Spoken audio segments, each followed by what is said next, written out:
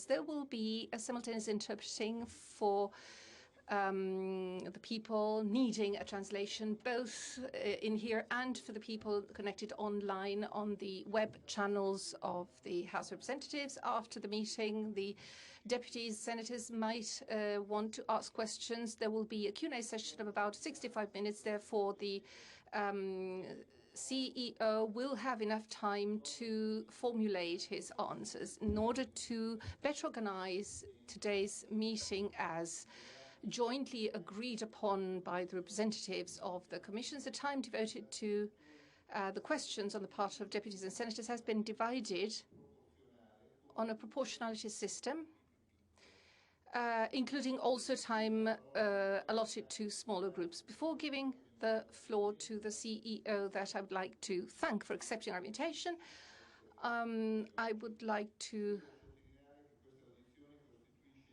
underline the fact that today's edition represents a paramount opportunity for us to further dialogue, and its main objective is to reach a cooperation on the automotive sector and field and its future in Italy, because this represents a very important part of our history. It dates back to 125 years ago when Fiat was first founded on 11th of July 1899 in Turin. At that time, those so-called founding fathers met to draft the to officialize the birth of not just a company, but the real future of Italy. The automotive industry in Italy has been growing, regularly growing, and we've been able to export our excellence all over Europe and all over the world. And this is a result of the creativeness, ingenuity, and skills of Italian workers. In fact, the automotive industry in Italy has always been important to promote social and technological progress. Now, the challenge ahead of us is to make all this more and more sustainable, at the same time safeguarding the environment and without forgetting the importance of the environment protection, security, and all of this in a context becoming more and more global with its challenges and two ongoing wars, whereby the increase of GDP and employment rate have made Italy a very important and inspiring example for other European countries. It's a challenge that our country must be able to win. We cannot come second to other countries. Made in Italy is excellent in the automotive field. This includes, of course, the supply chain and components manufacturing sector, which ranks first in terms of prices and costs, because over the next decades we've been able to achieve an excellent level, and we're proud of this, considering this is a very challenging moment in time in the automotive field. Considering our political forces in this political arena represent the whole country, I hope this be a very important moment that gives food for thought and makes it possible to promote the automotive sector and giving support to alternative areas such as alternative energies, biofuels, etc., while at the same time keeping the employment rate. And this means that R&D are of paramount importance. A strategic approach is vital because the automotive sector represents an industrial excellence of our Made in Italy that every single Italian citizen has given their contribution to. Now, let me give the floor to the CEO for his presentation. Mr. Tavares, you have the floor. Thank you very much, Mr. President. Thank you very much, Mr. President. Dear honorable members of this commission, I would like first to tell you that I feel honored and privileged to be here representing the 250,000 employees of Stellantis. And this is for me a unique opportunity to have a constructive, frank, transparent dialogue about what is going on in the automotive industry, what is going on at Stellantis and what is going on at Stellantis in Italy. So I'm really looking forward to a productive discussion this afternoon. I'm extremely happy to be here with you and to share with you a few thoughts about our industry. I would like to start by making a very simple statement about Stellantis. As you know, Stellantis is the merger of Fiat Chrysler and Peugeot Citroën. It's a company that is now on the first league of the automotive companies in the world, and it is the result of this merger. So by supporting this merger, we have created a car company that is part of the first league of the worldwide automotive industry. And as we have to face a significant number of challenges, it is good that we remember how important this decision was, because without scale, there is no future for any car company going through this Darwinian period. So it is a very good thing that we can enjoy the satisfaction of having supported the merger of Fiat Chrysler and Peugeot Citroën, because now we have the scale to be able to be among the survivors and the winners of the current Darwinian period that we are going through. So what is the role and mission of Stellantis? Why do we deserve to exist? Well, we believe that our mission is to bring to our citizens clean, safe, and affordable mobility. And I do not have to explain to you how important the freedom of mobility is for the modern democracies. It is obvious to you. It is obvious to you that there is no modern democracy where the citizens cannot enjoy a clean, safe, and affordable mobility. Which then means what? Means that we are here to serve. We are here to serve the societies and the democratic societies that need to offer to their citizens a clean, safe, and affordable freedom of mobility. Which means that I believe that our role in this society is a very rewarding role, because we are here to make sure that our citizens can move around freely in good conditions, and it is how we see our mission. Our mission is to provide those mobility tools that will ensure clean, safe, and affordable mobility, which represents a foundation of modern democracies. And this is the reason why I'm so happy to be here with you today, and I'm so happy and excited to have the privilege to run Stellantis.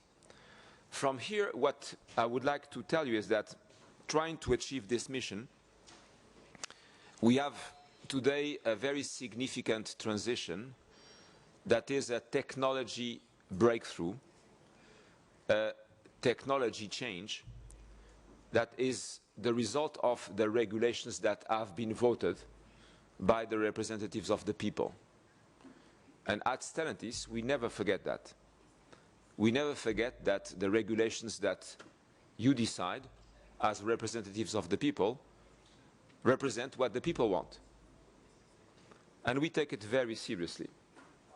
We take very seriously the fact that you are the decision makers representing your citizens, and you dictate to us what you want us to do. And we are here to serve. So when we receive a regulation, whatever the country, Italy, Europe, Germany, United States, whatever regulation we receive, we are immediately in a position to be compliant. We are a compliant company. Any regulation that you would like to impose on us, we will do our very best to be totally compliant with that regulation. It is important that you understand it, because if at one point in time you may think that we are going too fast, too far, please understand that we are just trying to do what you have asked us to do, which is deliver a clean, safe, and affordable mobility. It is the direct consequence of the regulations that we want to comply with, and the regulations that are imposed on us are the result of your decisions. In this sense, it is important that we all understand that by meeting those regulations, we have to change technology, because we cannot meet the regulations with the old technology. This is a scientific fact.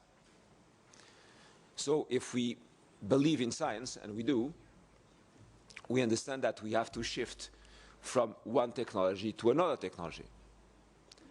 And that is creating, of course, a significant anxiety. Because change, and fast change, and deep change, generally speaking, brings unknown, and unknown brings anxiety. I want to tell you that at Stellantis, we have a clear sense of this with our employees, and we continuously explain to our employees what is the roadmap that we have to embrace this change. We have taken the commitment in front of you and many others that our company will be carbon neutral by 2038. We have made the commitment in our, therefore, 2030 strategic plan that we will be in a position, if this is your wish, to sell 100% of electric vehicles by 2030, if it is your wish. And we understand that Europe, with the representatives of the European countries, including the Italian ones, has decided that we should not be selling ICE-based cars beyond 2035. So we have done our homeworks. We have worked very hard with our teams, very, very hard, to make sure that we have the supply chain, the platforms, the technology, the electric motors, the electrified transmissions, the battery cells. We have worked very, very hard to make sure that we have all of those components to be able to respect the regulations that you have voted, to be able to respect the mandate that has been given to you by the people, which is clean, safe, and affordable mobility. And we are ready for that. This is the reason why you have heard that some of our competitors have been saying that they are not ready for 2025 to meet the regulations. You have heard some of our competitors saying that. And Stellantis has a unique position on this matter. Stellantis has said, number one, we are ready. Number two, the only thing we are asking you is the stability of the regulations. Why? Because we are in an industry that has a long lead time. We have a lot of engineering, advanced research.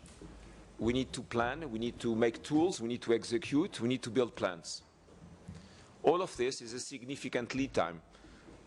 The energy transition that we are going through is something that will last for 20 years. And the first step that we are now executing is a step of a 7-year lead time. So if you want us to serve you well, which is our intention, you need to offer us a stable regulatory environment so that we can work hard and deep to serve you well. Which is the reason why our position facing the 2025 regulations is to say we are ready and we are not asking any change. We are just asking the stability of what you have already decided so that we can work and serve you. So that's our position. And we feel good about it. Not that we think that the strategy that has been selected by the European Union is the most efficient in terms of impact for the planet and cost for the societies. We think that there were other ways to do it in a more efficient manner. But once the decision is made, it is better to contribute. It is better to contribute to fix the global warming issue. And I have several examples that I could share with you where we can easily agree that the global warming issue is a reality and that we have a responsibility vis-à-vis our children and our grandchildren to do something about it. So we feel very good from an ethical perspective to contribute and to do our best efforts. And we believe that in the current conditions where we are, instead of arguing about the regulations, it's better to work hard to comply in the most efficient manner. From here, what are the challenges that we are facing today? We have now the technology. We have built plants to make electrified dual clutch transmissions like we did in Mirafiori. We are planning to make several plants to make battery cells. We already have plants making electric motors. We are engineering BEV native platforms. We have already launched a certain number of them. All of this is now ongoing, and there is only one problem that remains to be solved. The problem is not about technology. The problem is not about efficiency of the technology. The problem is about the affordability. There is only one remaining problem to be solved, which is affordability. And this is something that at Stellantis we have been explaining for the last 5 years. For the last 5 years we have been saying, be careful, we are in a democracy. In a democracy we need to protect the freedom of mobility of the middle classes, and the electric technology is 40% more expensive. So what's going on right now? It's obvious, and you are going to understand immediately. When you create mobility, you have three major stakeholders. You have the suppliers of parts, you have the OEM that is making the car, and you have the distributors, the dealers. Parts suppliers, the OEM, and the distributors. This supply chain combination of three parties is creating the mobility.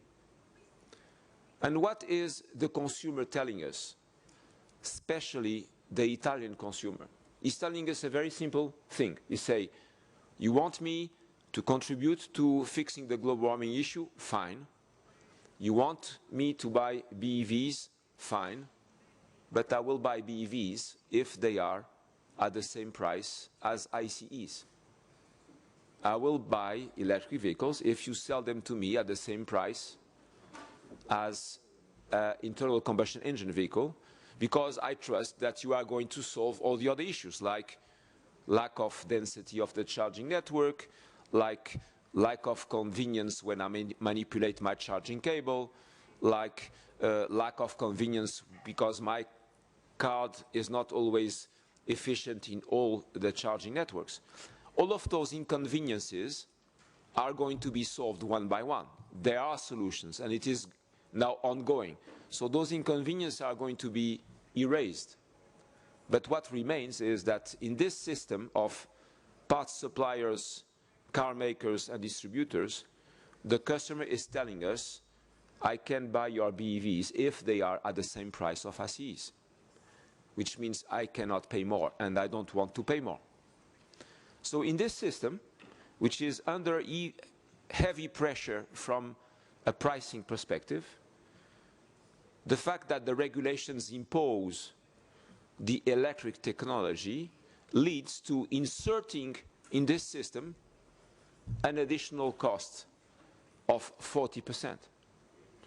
The electric technology is 40% more expensive. So in a system that cannot absorb more price because the consumer does not want to pay more, we are inserting 40% more cost. So what is the consequence? The consequence is that with this insertion of 40% more cost, we are creating inside of the supply chain that creates the mobility enormous tensions. Enormous tensions. So I have the tensions in my company. You have the tensions in the parts supplier network. You have the tensions on the distribution network, because everybody needs to make cost reductions to absorb the 40% additional cost of the electric technology, which is the direct result of the regulations. So it is not a surprise for you as much as for me that we, leaders, political leaders, corporate leaders, we have to manage the tensions that are the consequence of this 40% additional cost that we are inserting in the supply chain of mobility. And this is why we are here today. It's because we have to manage all of those tensions.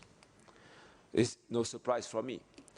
And of course, we have a huge responsibility to manage those tensions in the most social, responsible manner, but also to understand that this is not only a short-term issue, it's also a mid- and long-term issue. And while we are trying to do this, suddenly there is a new event that comes in, which is the fact that there is a significant overcapacity in China. And China is in trouble from their growth, economic growth. So they have an overcapacity, and their growth is not so good. So they want to grow, and they have an overcapacity. So what do?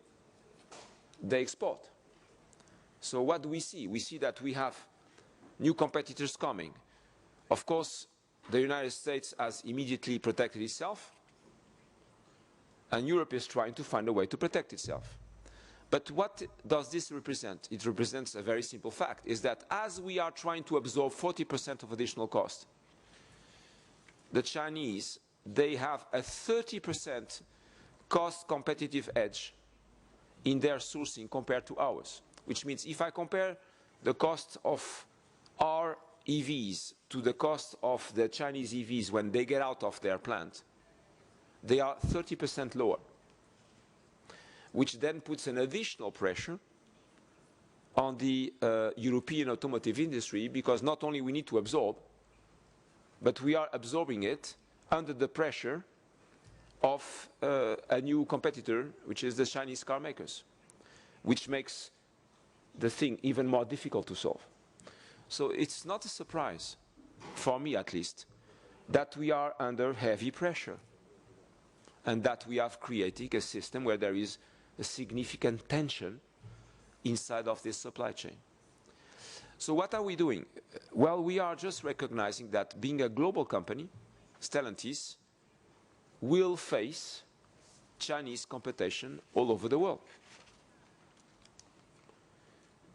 Even if we were to be, between quotes, protected in a specific market, we have to face the Chinese competition all over the world.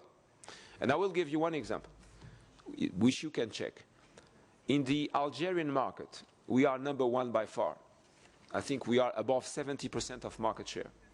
And then you look at the ranking of the other car makers, and behind us, in the top 10, we have no less than 7 or 8 Chinese competitors. So in the north of Africa, very soon, the only competition that we will have is going to be Chinese and Toyota. That's all. So what we say at Stellantis is that anyway, we need to be able to compete with the Chinese, because we are going to face them everywhere in the world. Latin America, Africa, Middle East, Southeast Asia. And even if we were to be, between quotes, protected in Europe, we should not forget that we need to export at one point in time, which is the specific case of Italy, is that in Italy, the cars we produce in this country are exported at a 63% rate. 63% of our production in Italy is exported.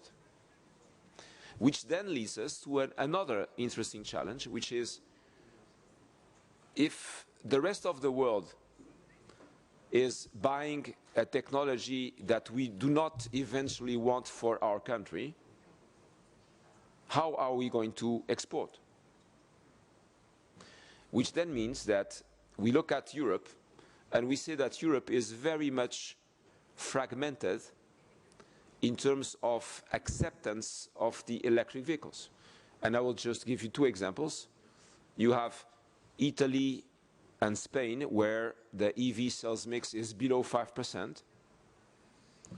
You have several countries which are between 10 and 15, and you have Scandinavia, where they are significantly above 25.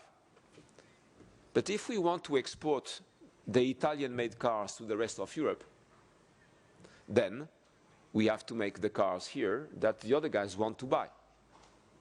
And if they want to buy different cars than the ones we would like to keep for Italy, at one point in time, in terms of diversity, complexity, and funding, this is going to create a problem.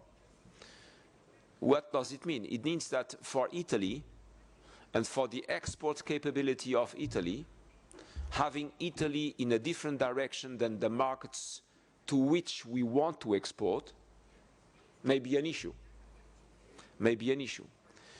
Which then brings us back to Italy, is why don't we sell more EVs in Italy? Because they are too expensive.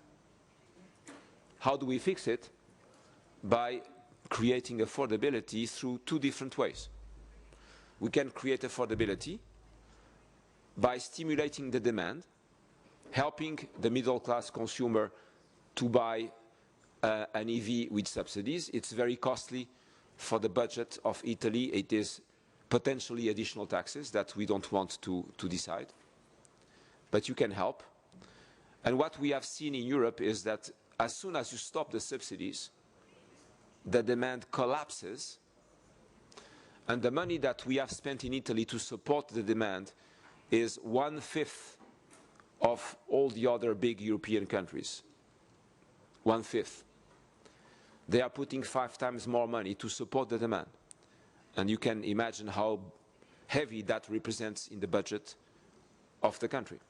So either you stimulate the demand, supporting the affordability with subsidies, but you have an impact on the budget, an impact potentially on taxes, even though the interest rates are going down, which makes things a little bit more easy.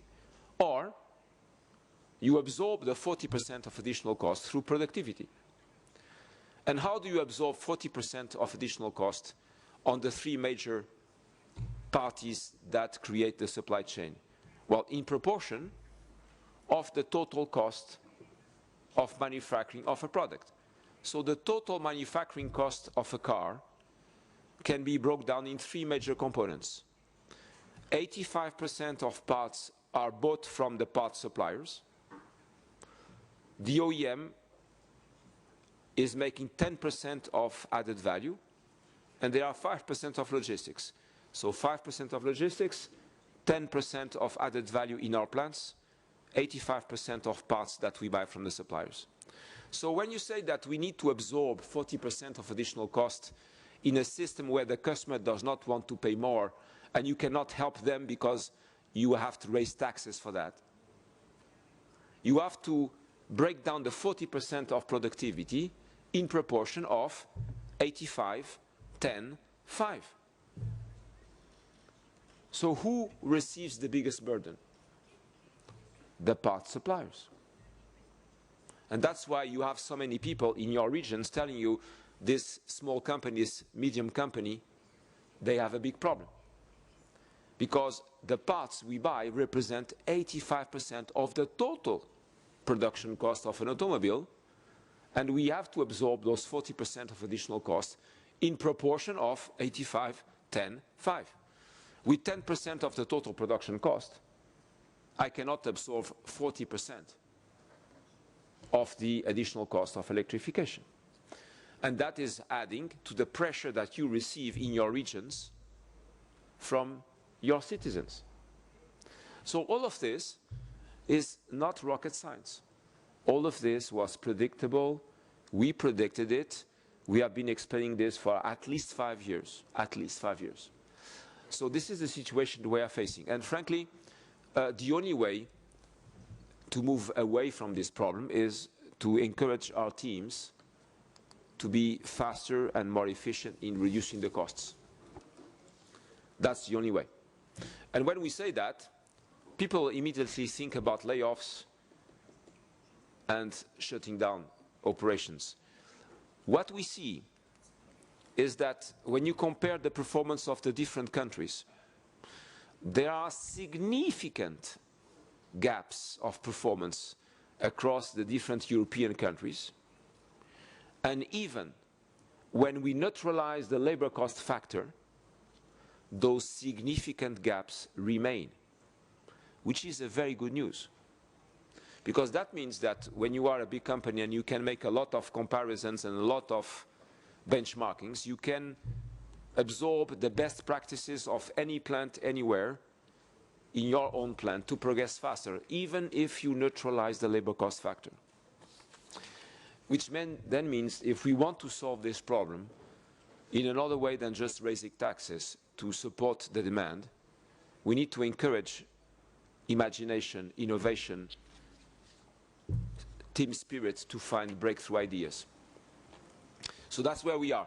And on those differences, we see significant competitive differences across the countries. One of the things that stands out in Italy compared to the other countries is the very, very, very high price of energy in Italy, which is a very big cost disadvantage for Italy. The cost of energy is the double of the Spanish one. So why would Italy have the double cost of energy compared to Spain? Question I don't know how to answer, but this is one of the things that stands out. We see that the variation of the manufacturing cost of Stellantis in Europe goes from 1 to 4. Inside of the European Union, when you compare the plants of Stellantis, you have a 4-factor on the cost of the manufacturing. And even if I was to neutralize the labor cost, there should still be an enormous variation, which is making things exciting but not easy to manage.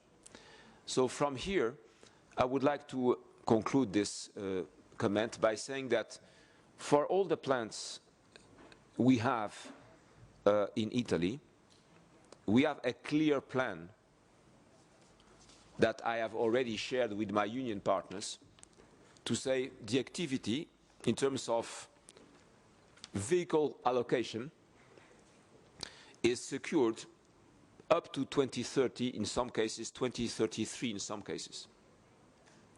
So we could say, okay, oof, it's fixed. No, it's not.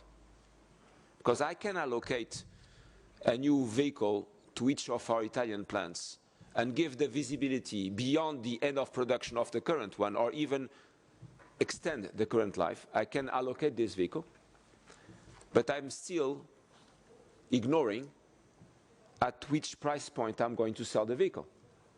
It depends on the productivity and the speed at which I'm going to absorb the 40% with my partners.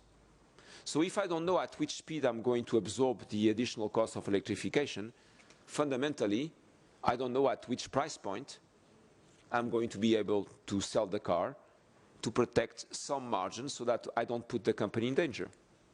But if I don't know at what price point I'm going to sell the car, then I don't know if I'm going to be able to sell that car to the middle class customers.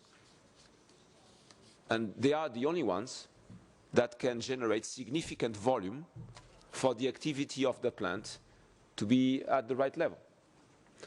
So you see, in this situation, and you may like it or dislike it, and I apologize for those who don't like it, everything is brought down to cost. If we want the activities in our plant, we need to be selling our vehicles at a price point that the middle class can pay.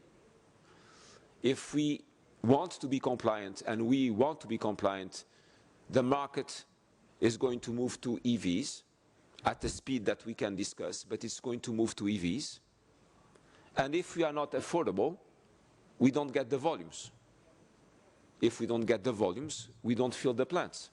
So I can allocate a new vehicle, but if then the capacity utilization rate of the plant is very small, it doesn't fix the problem.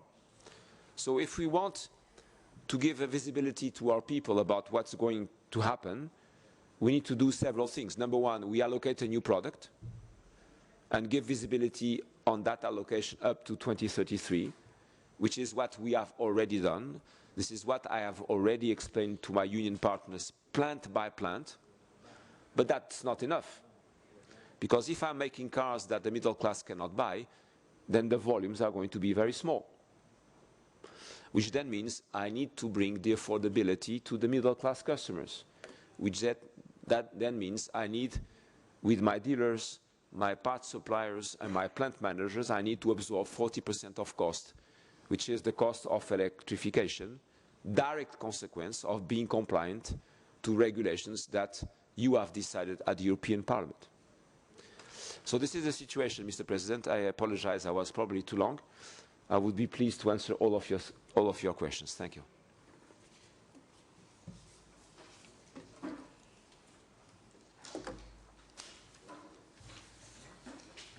Bene. Si è iscritto a parlare l'onorevole Luca Squeri, che ha facoltà di intervenire. Prego, adesso facciamo tutte le domande. Please, the floor is yours, Honourable Squeri. We're going to field a few questions and then we'll move on to replies. Thank you, Mr. Tavares, for your very detailed explanation. Yes, we are here. We are quite concerned about the consequences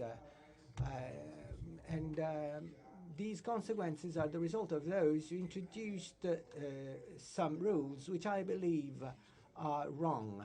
Unfortunately, history teaches something. In the past, we used centralized policies in the market, and this lesson hasn't been learned. Unfortunately, the EU applied this left-leaning orientation, which distorted the market, and the market operators are taking the decisions they're seeing now, and the consequences are quite heavy. Let me say something. The sparkle are so powerful that we got an electric shock. But I would like to stick to the environment. I'd like to the ultimate aim of our parliament, which means tackling climate change and decarbonization. This is the ultimate principle. Electrification is not the ultimate aim. It's only a tool. And then let me tell you something about our work framework. Electricity obviously has its fault, charging stations and autonomy. Before we take something for granted, which means that the EVs are a godsend, we need to examine their impact during the life cycle, especially in terms of electricity sources. When electricity is made up by fossil fuels, have the same impact as fuel cars. Forcing electric cars, the production of electric cars, without sorting the problem of energy production from clean sources is a threat to our planet. Many of you must have realized that I've read a statement. This statement was released by Marchione when he was given actually an honorary title when he graduated from university. And then you talked about stability. Yes, this is something that occurred. Sometimes space shuttles were stable, but they're going in the wrong directions, and sometimes space shuttles had to change their course, rectify their course, and this is what we are going to do. This is what we are trying to do. We're going to try and ask for a review of the EU Green Deal. We are going to pull back the checkpoint of 2026 so that we set the right course, and then we would like to stick to the commitment of carbon neutrality. So we want to join electricity with hydrogen and e-fuels and biofuels. This technology might circumvent current economic problems. This is a starting point. Two questions. One is more generic, one is more specific. One, if we can change the course, will Stellantis be able to change its strategy and support our space shuttle so that it lands on Earth safely? And then a more specific question, we know that the Mirafiori plant represents an icon of our car industry. Unfortunately, right now, only 500E are manufactured and volumes are quite small.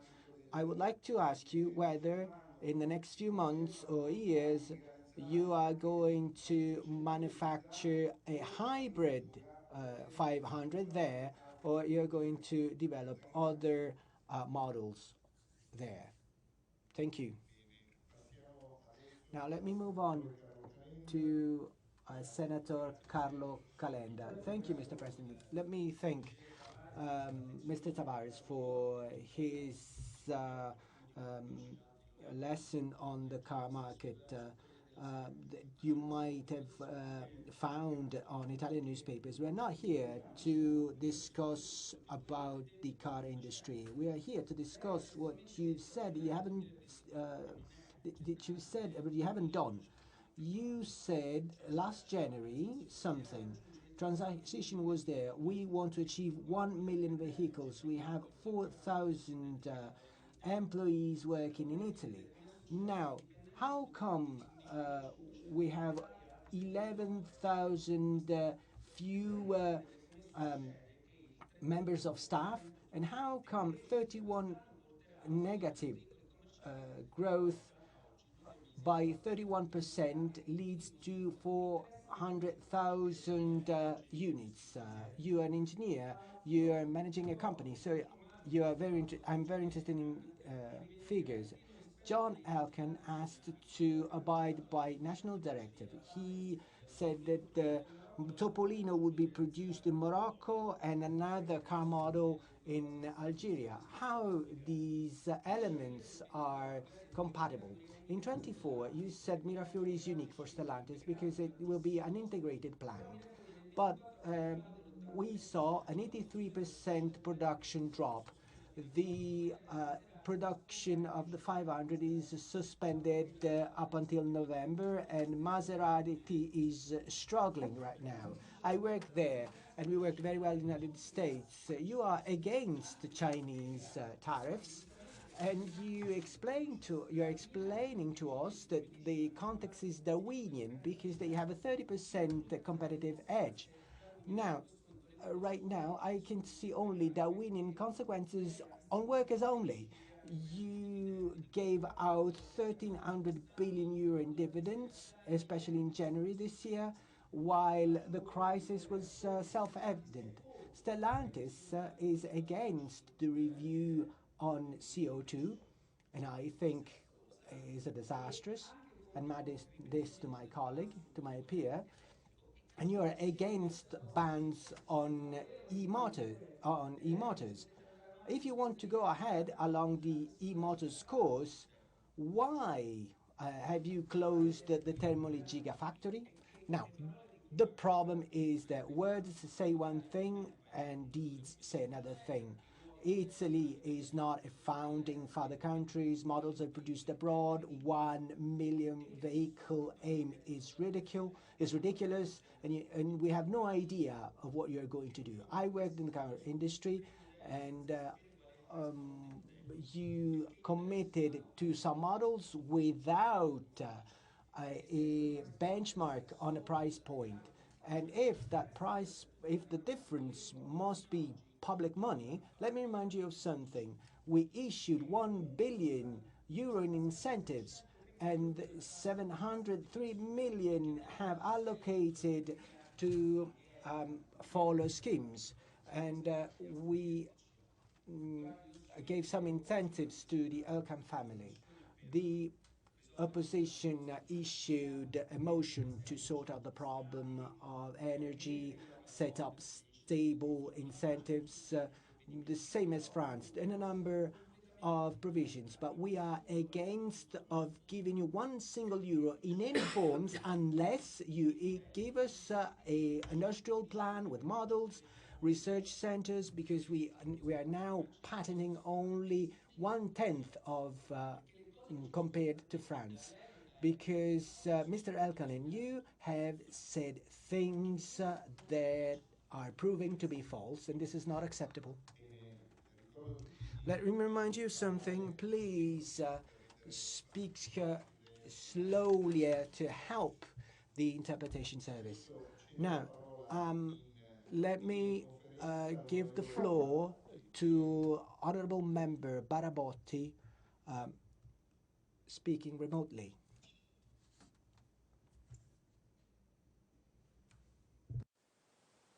Devi accendere il microfono, Barabotti. Chiedo scusa, eccoci. Prego. Grazie Presidente, grazie Dottor Tavares che oggi è qua. Thank you, Mr. Tavares, for being here today. Mr. Tavares has just described the car market context and landscape. He has described a few pieces of regulation in this sector up until 2035. Let me join up with Mr. Calenda. The state must walk the talk. The government must influence companies, and this has happened in France. The French government ensured a 10% share in Stellantis, and unfortunately Italy failed to do so, and this led to the lack of moral suasion and lack of operational influence. Mr. Tavares' words draft a picture that we already know. We already know that the EU policy on cars would lose to plant closures and job losses. This means that mobility will no longer be sustainable. The first right in our country is the right to work. The lack of competitiveness, the lack of plants, of industrial plants, will not give us the right to work, even though it might give us the right to mobility. This is the landscape that we had already described. 40% extra costs that are unsustainable. Let me ask you a question, Mr. Tavares. You are a business leader. You must know the state of the EU budget after the energy crisis and COVID. It is highly unlikely that you might take in this choice so rigorously. And let me join up my colleague Squeri. I think EU should change its regulation. The 2035 directive should be actually pulled back. We want to buck the trend as soon as possible. Let me ask you a question. Europe might change strategy. Are you going to adapt your own strategy as Stellantis? As to car dealers will have to bear the brunt of this extra cost. They are a link between users and plants. They deliver after-sale service, and according to official data, if we look at them neutrally, we know that 50% of BEV in Italy are actually licensed by dealers with higher storage costs, and the risk is that these vehicles might become obsolete. So are Stellantis going to help car dealers? Are you going to provide for unsold vehicles? What about if the EU regulation is not changed? What about the pressure on car dealers? It might increase. This means that car manufacturers might reduce their ICE production, and this might lead to a volume reduction, and car dealers will be in trouble. So what are you going to do to share this burden with car dealers so that we have the right mix between ICE and BEV vehicles, thus keeping a high sales volume, a high volume of sales? Let me zero in on Casino. We saw that many satellite companies are quite concerned about the production drop, minus 50% in the first 9 months of 2024. This trend is jeopardizing the survival of many small businesses. So what are the plans for production volumes in those plants? Now, Honorable Schlein, the floor is yours. Presidente, Prego. mi sentite, sì? Can you hear me? Okay. Good. Thank you. Mr. Tavares, we did expect a lot more from this hearing. We believe that it is in Italy's strategic interest to protect the manufacturing and vocational tradition of Italy, supporting Italy's competitiveness during the ecological and digital transition. We cannot just replace manufacturing with tourism or finance. We need a strong, modern, competitive and sustainable industry. That is why we're really, really worried for Stellantis' situation in Italy and the automotive market in general. We understand the reasons of the strike on the 18th of October, launched and promoted by the 3 Italian unions. It's not possible that workers have to bear the brunt of whatever is happening right now. The point is clear and the question is clear. What is the industrial plan in terms of research, development and production in Italy? And what happens in Stellantis is essential, because we're not talking about any company. Stellantis represents Italy. It is essential to our survival, and we need clarity from you. What you gave us are just possible lack of commitment, a decrease in production, as it was the case during the first 9 months of 2024, minus 9%, from over 2 million vehicles produced in the 90s. Now we have less than 500,000 vehicles. We've seen Grugliasco's plant shut down, as Mr. Calenda rightly said. Maserati is doing bad.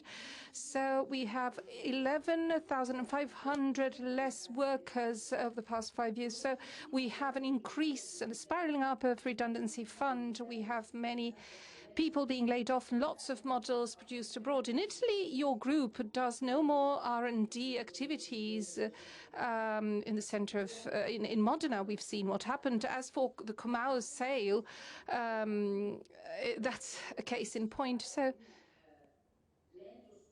it is a slow disengagement on the part of the group. Today, we, our party, will talk about this issue in our parliament during the parliamentary session, because of what will happen, not to mention the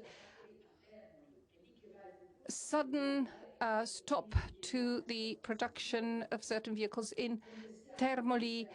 We think the government is running late. This just chit-chat, and they think they can solve problems merely pulling backward deadlines whilst other countries are doing better, and Italy has all necessary skills and competencies and manufacturing tradition that will make it possible for Italy to become a leader. Together with other opposition political parties, we thereby propose to the automotive industry to sign a pact together to go ahead with the transition. We will give our help as long as you come up with a written industrial plan. The government must have its say in terms of energy costs that are running out of control in Europe. So the government must do something, because we should detach and sever the link between energy and gas related costs. So we need industrial policies and social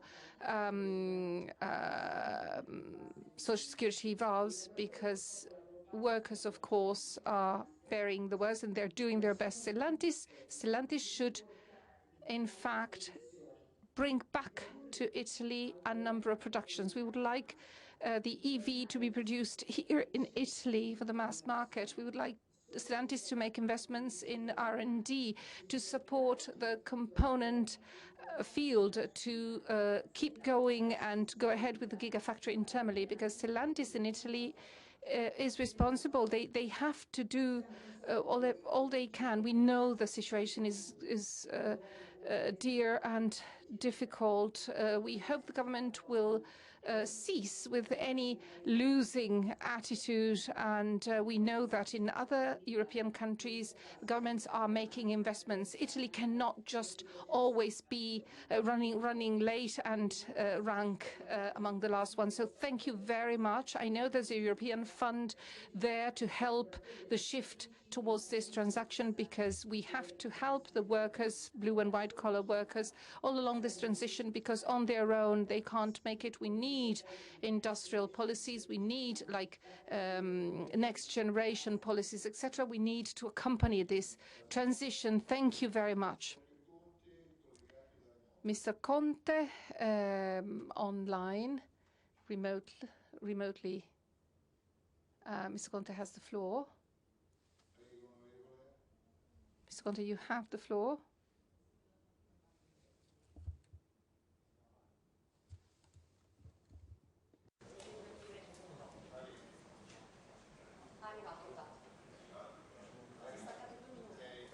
Prego, onorevole Giuseppe Conte, ha facoltà di intervenire.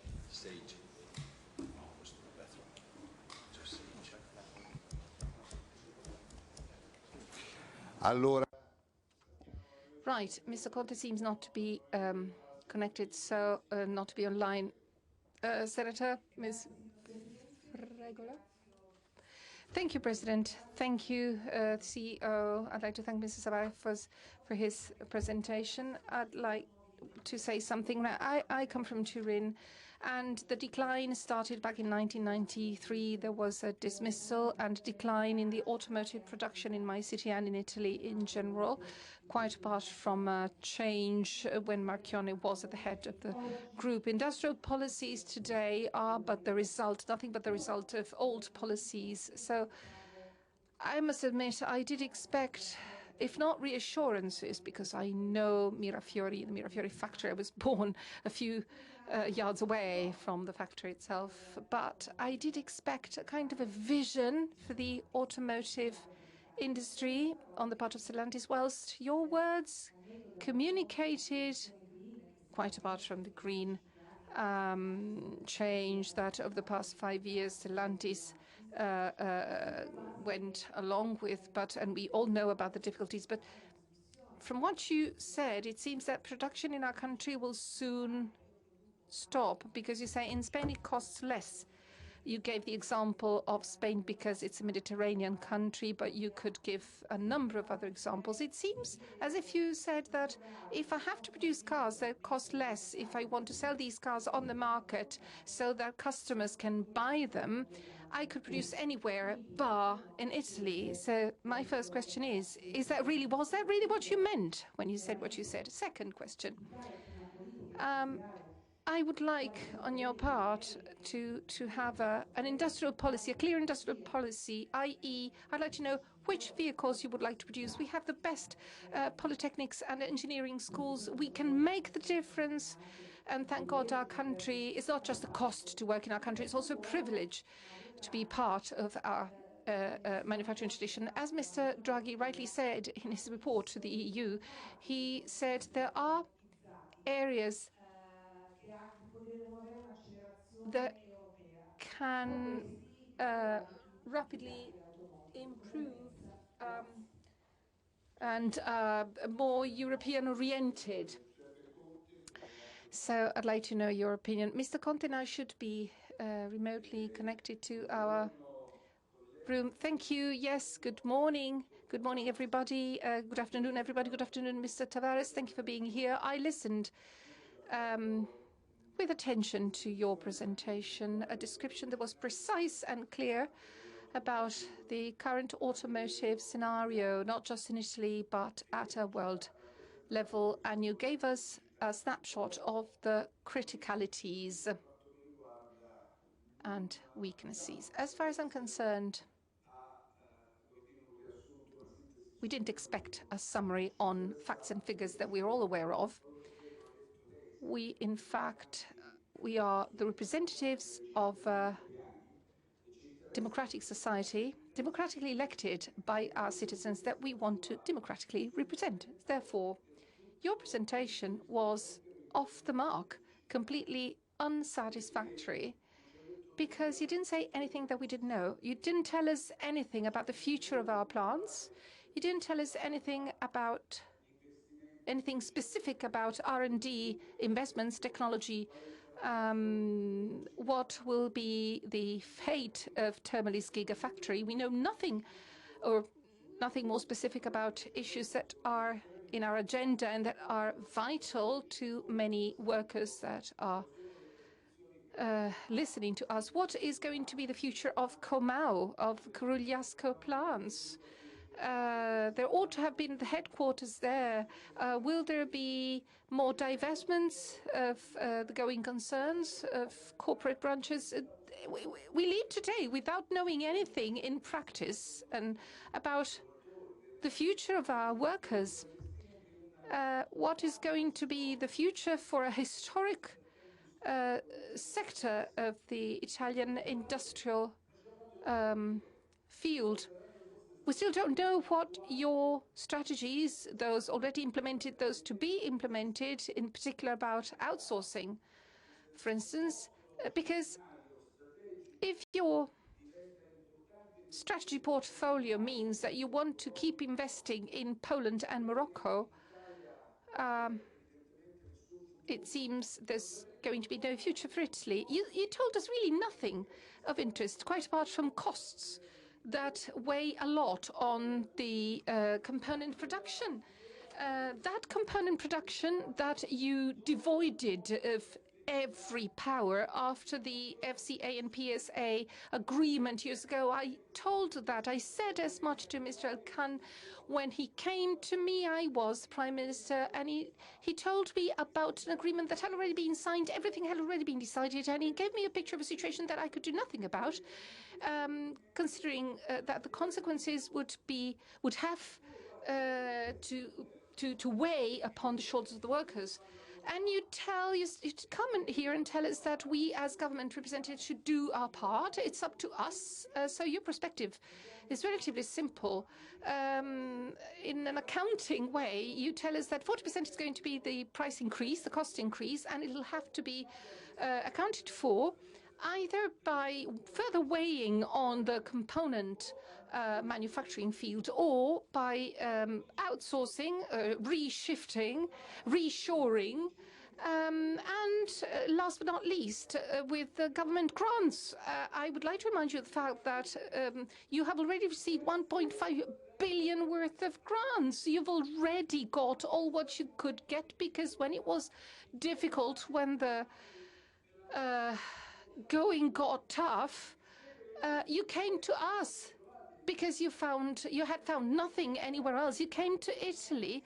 You were given a guarantee, 90% It means 6.3 billion that the Italian state gave you at that time. But at that time, you promised certain employment levels, investments in Italy. What did you do? You didn't even, you didn't keep one of those commitments. Employment, nothing. We had 11,500 workers that have been dismissed. We talk about early retirement for 3,800 workers. But that 90% guarantee was given to you in exchange for specific promises. But once the pandemic went past, you decided you didn't need to do anything else. You can't come to us and tell us we need incentives, tax-related incentives, otherwise we dismiss people or we destroy the component production field. It's not the way it works. It's not the way it can work, because there has to be a balance. It's not a give on the one side and take on the other side. We have people that have barely €1,000 a month, and they cannot make both ends meet. Not even at the end of the month. We talk about people that find it difficult to achieve the end of the week. What are we going to tell these workers? You've come up here like a... Ci stanno ascoltando, che deve...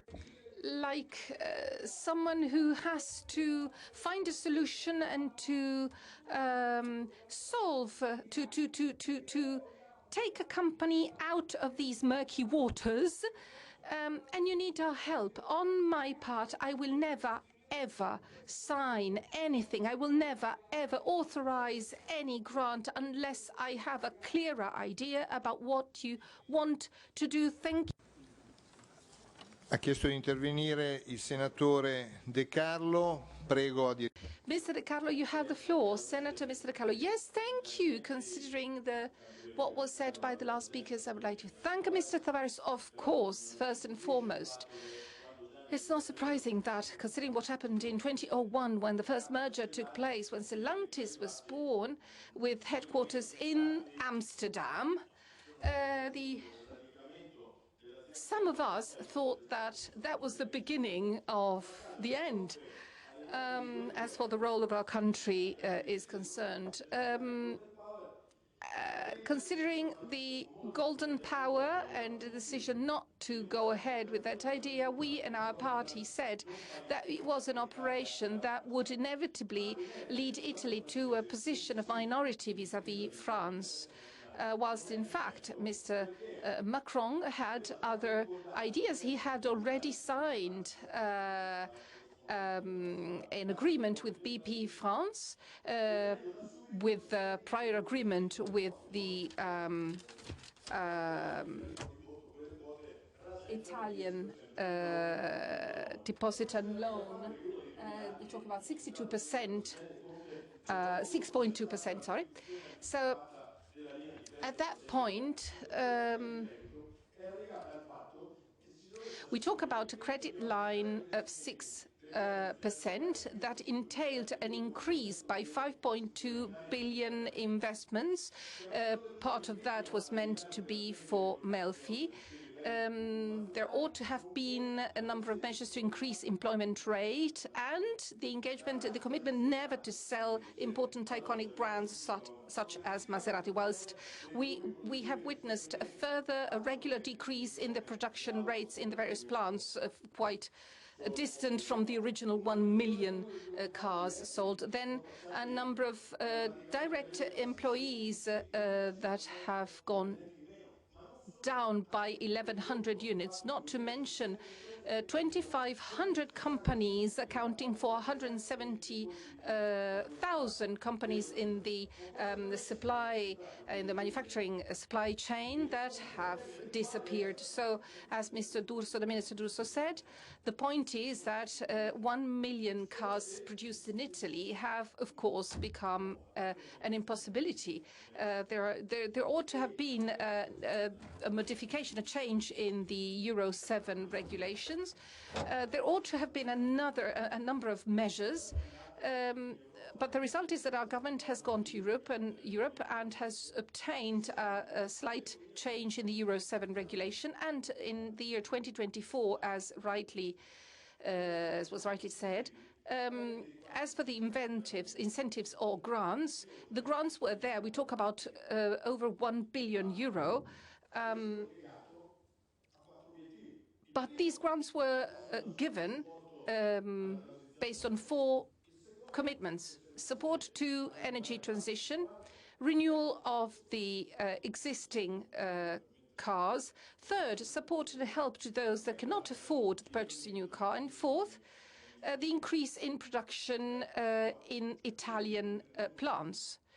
3 out of these 4 targets that depended on us have been achieved. The only one that has not been achieved has been the 4th one that depended directly on Stellantis. In fact, the overall production rates this year have gone down, have decreased, even in those plants that theoretically benefited from the grants. In fact, from 33.2, the production has plummeted down to 31.2, and with a dramatic spiraling up of redundancy funds. Right now, as you said a few days ago, talking about the CO2 emission regulations, you said you're against it because it would be surreal to think that we can change now rules and regulations during this process. However, this goes against all what the automakers say in Europe, not to mention the dealership network, who, in a letter to Ms. von der Leyen, said they don't agree. They are, in fact, in disagreement with European policies. Mr.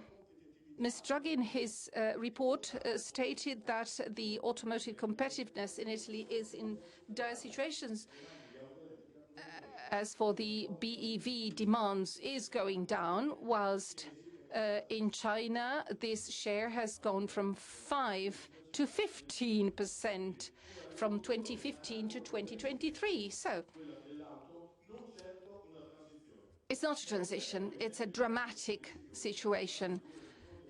In Europe, of course, there will have to be carbon net zero by 2025, total zero by 2038, but it's still unclear how Stellantis thinks they can achieve this target. And should they not achieve this target, there's going to be a 95 euro worth of fine per kilometer, which means basically more or less over 15 billion euro worth of penalties.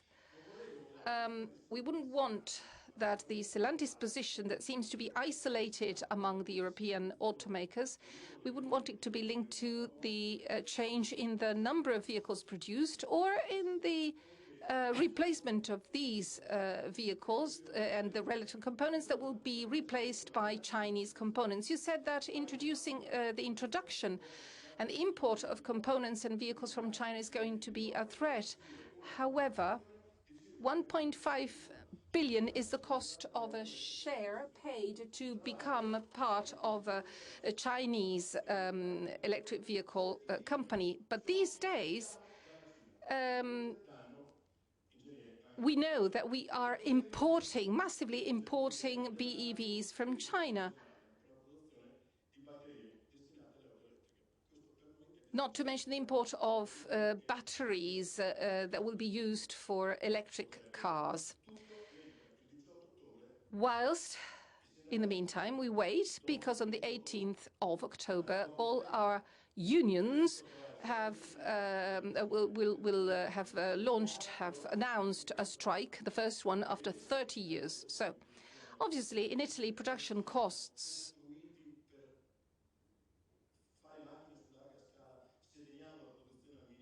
are going to increase because we produce large-scale. We have large-scale production. Maybe in Italy, the solution would be to produce more rather than produce less, rather than always saying that it's all due to the fact that costs will increase. So you, Stellantis, have to come up with an industrial plan. Any automaker ought to be proud to work in Italy, but they should ensure the very same employment rate and investments in R&D. Because without R&D, you're never going to be among the first ones. So we are eager to listen to your answers. We hope we can receive reassurances.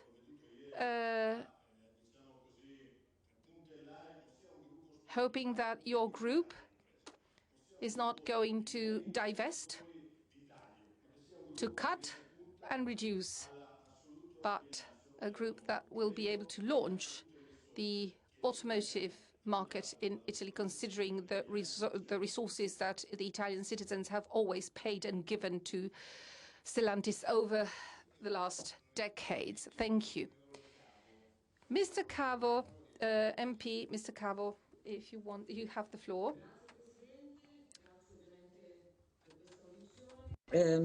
Thank you, Mr. President. I hope I'm not going to repeat other ideas. Unfortunately, I had some audio issues. Let me thank Mr. Tavares for his report. You said that production in Italy is 40% higher than elsewhere. There's something to say, and I would like to add something. Well, production costs are higher. It is true. Why? Because Italian plants have been designed for a larger production.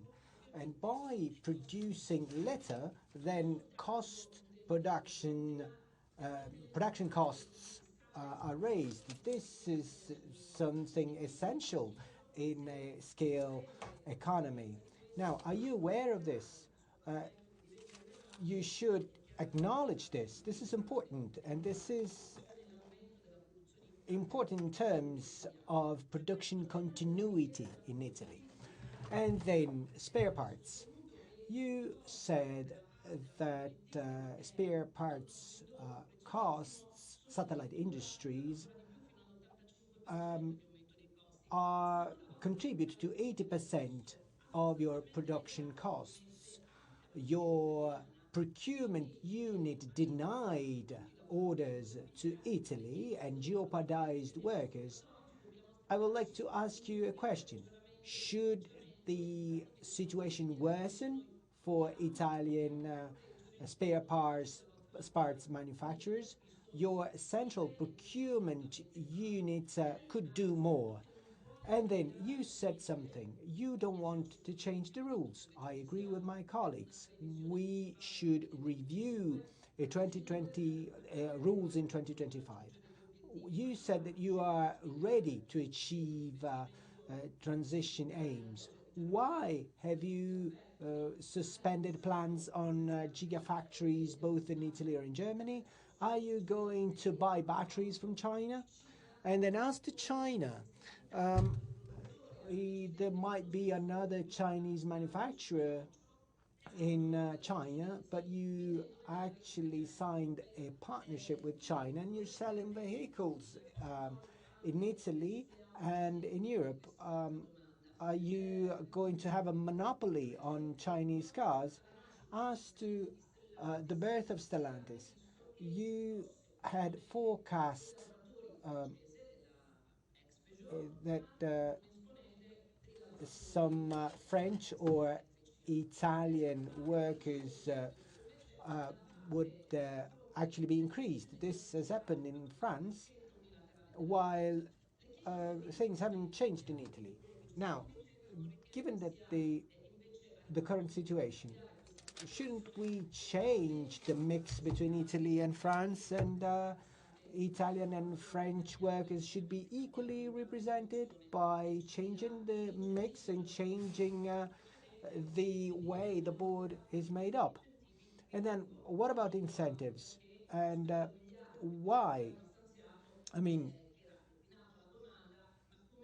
why demand production has shrank in Italy? If you were given €1 billion, we saw a 2/3 drop for the €500. Well, you should have used that money that was actually allocated to you. This seems to be a contradiction.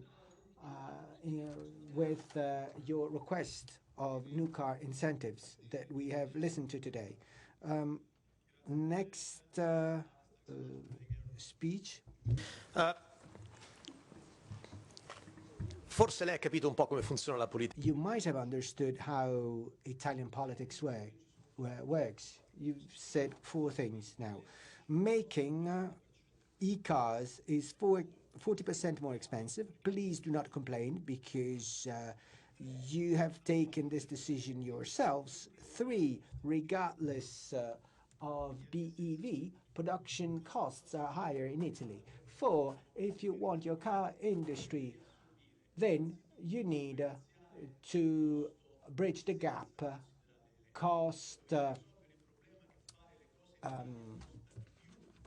production costs.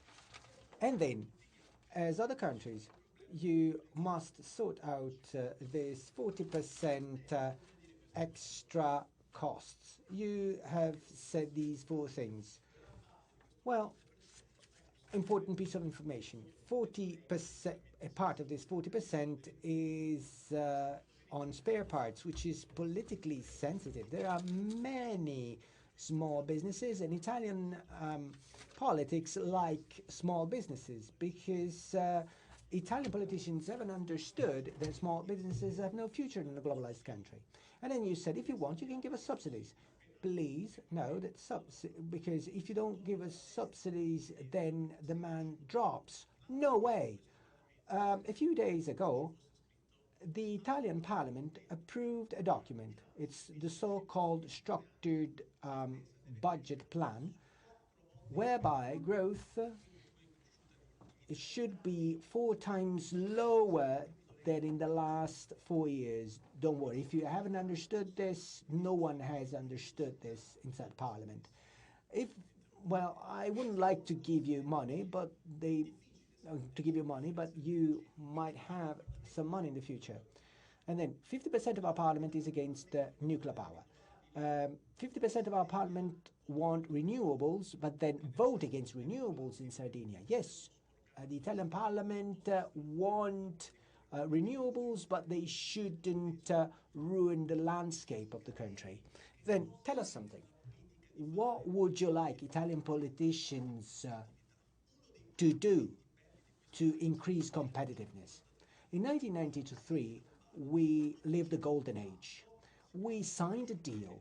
It was the income policy. We joined together public, private sectors, companies, trade unions, and we all contributed to come out of the muds of the lira crisis. And we need something similar to increase productivity. We need to sit down at the very same table and we need to give our contribution. If you were us, I ruled out subsidies. Let's rule out energy, and I explain to you why. Which policies would you implement if you were us to bridge the competitiveness gap? Don't worry.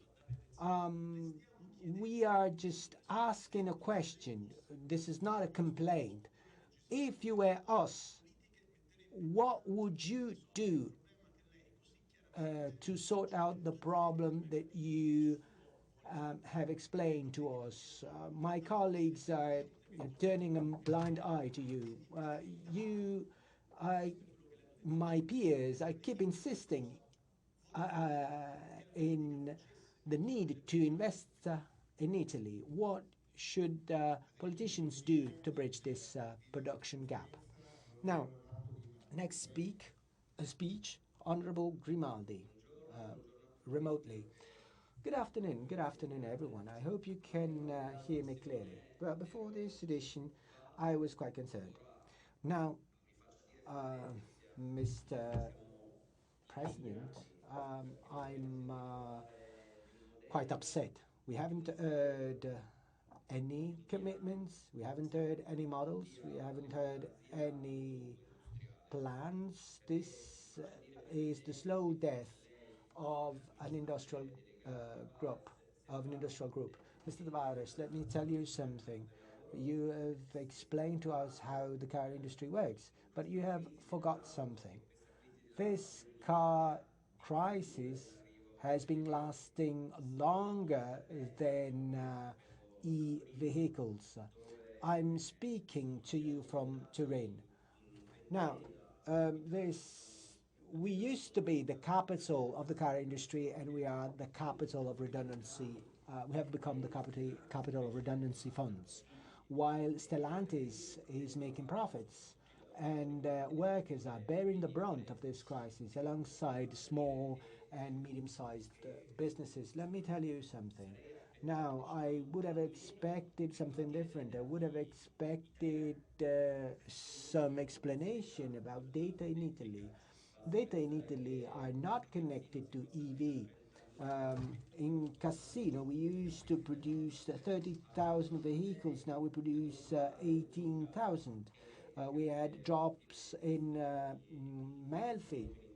The only e-car is produced in Mirafiori, shifting from 52,000 to 18,000 units. Now, let me zero in on the questions. In the last few years, production has decreased. Topolino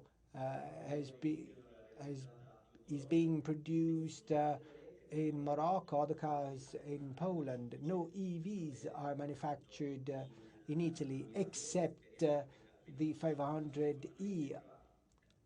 Now, this seems to be part of a strategy to come out of Italy. Are you going to ask for more incentives? But would you be willing to accept incentives and new loans that are related, which would be related to the commitment of reshoring production to Italy? I'm asking you this question quite clearly. This is what the opposition is asking for. Your version would be credible, but the car industry features other data. You haven't said anything about 11,000 workers who were helped to depart the market. Now, our plants could produce 1.5 billion cars. You committed yourself to produce at least 1 million. Are you willing to table a serious, a credible production plan by stating out job guarantees and new models? Now, what about new competition? What about new competition in Italy by Leapmotor? Do you think we can accept this discussion? Do you think we can discuss about competition that you are actually bringing to Italy? And one last question. Are you willing or not to bring the design of mass market models? We are not producing cars anymore because we are not designing these models anymore. Let's take France as an example. Now let's move on to the next question, Honorable Petrella. Thank you, Mr. Chair. Thank you, Mr. Tavares, for his report. This report was actually listened to very carefully, but I don't think it is adequate. We were expecting future vision, and we saw a list of excuses that we do not like at all, because we haven't heard anything about quality. Unlike my peers, I would like to tell you that the Meloni government believes in the car satellite sector, because they've been excellent so in the history of Italy. Now, Mario Draghi called our attention, and he used the car industry as an example of a lack of consistency between the economy and the environment. He asked for a review of the 2035 aim. The Volkswagen Group is going to start a spending review, They're going to close the Brussels plant. They're going to close Osnabrück and Dresden, and 11 dozens of thousands of workers might be involved, and the same thing that happened for the Stellantis network. You said that you are compliant with EU aims. How can you reconcile your optimistic point of view with the decision of slowing down investment internally? The industrial plant will be reviewed in 2025 due to the shrinkage in EV demand. How are you going to achieve the regulation aims? What will be Italy's contribution in the group transition strategy? You signed an agreement with Leapmotor, so you are going to actually submit Group A cars at an affordable price. This means that these vehicles are going to be manufactured in China, or are they going to be manufactured in Europe? Now, how can you reconcile this last agreement with your statement whereby introducing Chinese competition is a big threat to Stellantis? And why have you sold the Grugliasco plant? Now, Honorable Gruppioni, please, you may ask your question. Good afternoon. Let me thank Mr. Tavares for being with us. This should have been taken for granted. I'll be very brief because I have very little time. I think he gave us a real snapshot of the car industry, but we don't like it. That's normal. Now, our country must understand something. There is a problem, and we are not sure about the aims we want to achieve. I work in the spare part industry, so I know its problems. We know that cars are an industrial asset for Italy. It is essential for Italy, but Stellantis is a multinational corporation facing high production costs. The economy is globalized. Therefore, companies cannot take decisions that might take havoc to the industrial value of the company. Nobody would do that. So we cannot ask Stellantis to stop the localizations. We should create the right conditions whereby you are discouraged from delocalizing production. I just wanted to ask something out of curiosity. I would like to Mr. Tavares to provide us with an answer. Do you think that e-cars are the only possible solution for Stellantis, or do you think Stellantis might adopt other mobility solutions? Thank you. Very good. Next question, Honorable Senator Cantalamessa. The floor is yours. Thank you, Mr. Chair. Thank you, Mr. Tavares. I share Mr. Maratin's question, so I won't repeat it. 3 quick questions. Now, Italy's production must be quick. It must help jobs. So are you going to change the mission of your procurement unit so that you can value Italy's plans? Questions about southern Italy. Melfi's businesses are in trouble because orders are shrinking. There are no new orders on new EVs, but we have new Peugeot Citroën models. When new production is going to start there on these 4 new vehicles, are you going to delocalize the production of the 5th plug-in model? Pomigliano is actually in trouble. Panda's production is being granted for 2 extra years. remaining models are not abiding by the production forecasts. What about your production forecast in Pomigliano? Next question. Thank you, Mr. Chair.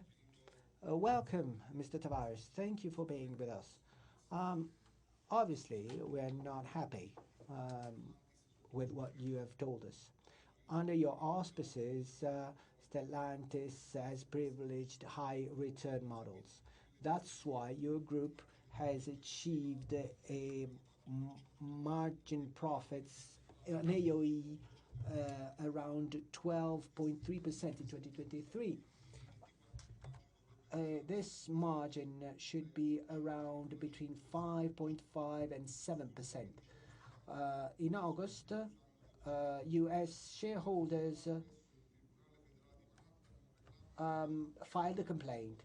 They accuse Stellantis of artificially swallowing share prices in 2024. Sean Finn, the leader of the main car industry union, said Mr. Tavares is an embarrassment for the US car industry. While GM and Ford are growing, Stellantis are lagging behind, while Mr. Tavares increases his salary by 50%. Now, are you going to change your strategy in the next few years? What will be the new course? A new demand course might induce you to develop small models. Are you going to involve Italy spare parts companies, or are you going to use the LEAP Models Agreement?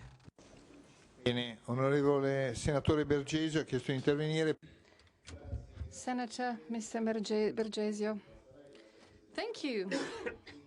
Thank you, Chair. Thank you, Mr. Tavares. We carried out a survey on the situation of the automotive in Italy.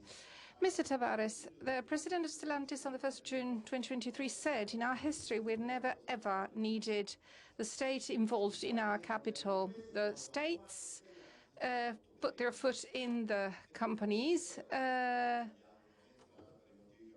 whilst in Italy, the Italian state has not done so, but many thousands of euro have been granted, even before you were here, that were directly taken from the citizens' pockets, basically starting from 1975 to the then Fiat. Fiat obtained 220 billion euro, including redundancy fund, retirement, old cars, public grants of different kinds. So huge numbers considering our GDP and public debt. It is true that Fiat at that time had many more employees and many more plants. We know that the capital operation at that time was not concluded, but you said over and over again the automotive industry is undergoing a Darwinian moment, and you have changed the leadership and taken drastic cost reduction measures. Talking about any multinational company, these Darwinian periods are to be expected. A company is a company. We talk about a multinational company that must have the ability to tackle these crises. Why are you where you are? Are you lagging behind vis-à-vis the outlook? The crisis didn't start yesterday. You mentioned that there might be the possibility to sell an Italian iconic brand, as the mayor of the Modena said. The question is, do you think that the hybrid 500 production will be anticipated, or not? Right now, we have very low production figures. As for the gigafactory in Termoli, it was meant to be built thanks to the NRRP, whilst today we discovered that there's 133 million incentive plus a Chinese investment. Is it true?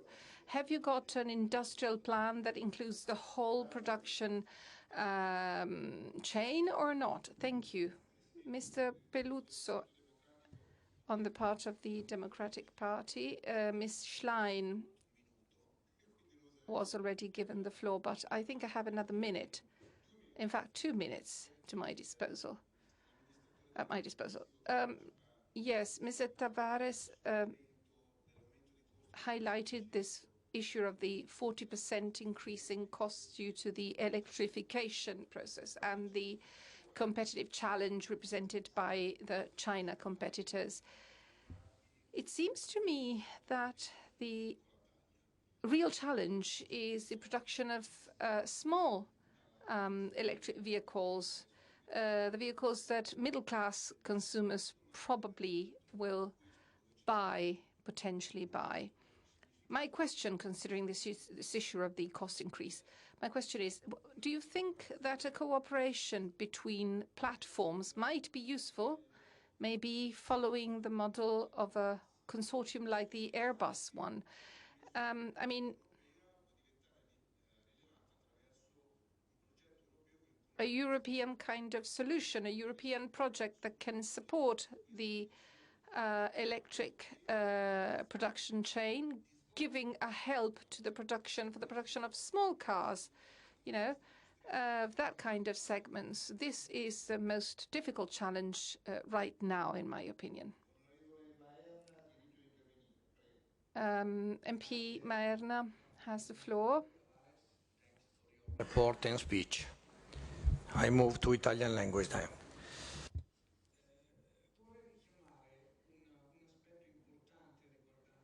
There's an important issue concerning the production, as you rightly said, as some colleagues already have already mentioned, pertaining the production levels. Of course, in Italy, the plants have a certain production level linked to a certain energy consumption level, which is not in line with the current economies of scale. The question is, how come you think that you have to keep Italian plants at the lowest possible production level, which seems to be a contradiction in terms? Consideration, and then a couple of questions. Last August, Stellantis reported to the Ministry for Industry and Made in Italy the situation of Comau, a group company producing robots, autonomous, automated driving solutions, etc., a company that accounts for 3,800 workers. And in August, you communicated the sale of a one equity partner USA fund.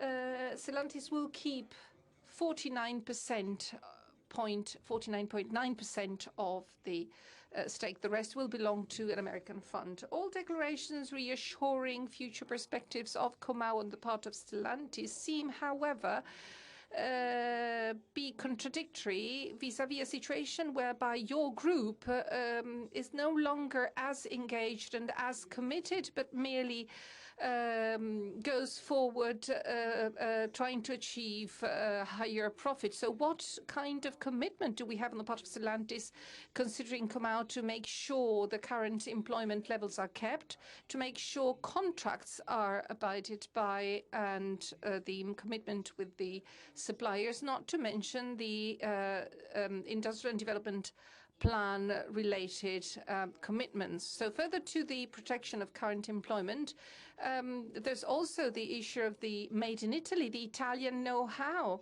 that must be safeguarded, and the various patents and the intellectual property rights.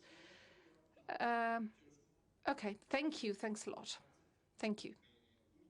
Last question, MP, the Honourable Mr. Comba.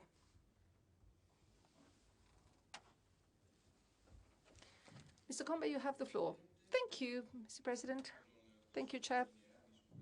I'm absolutely in line with what my colleague, the Senator De Carlos, said. I would like to thank him for the clarity of his intervention.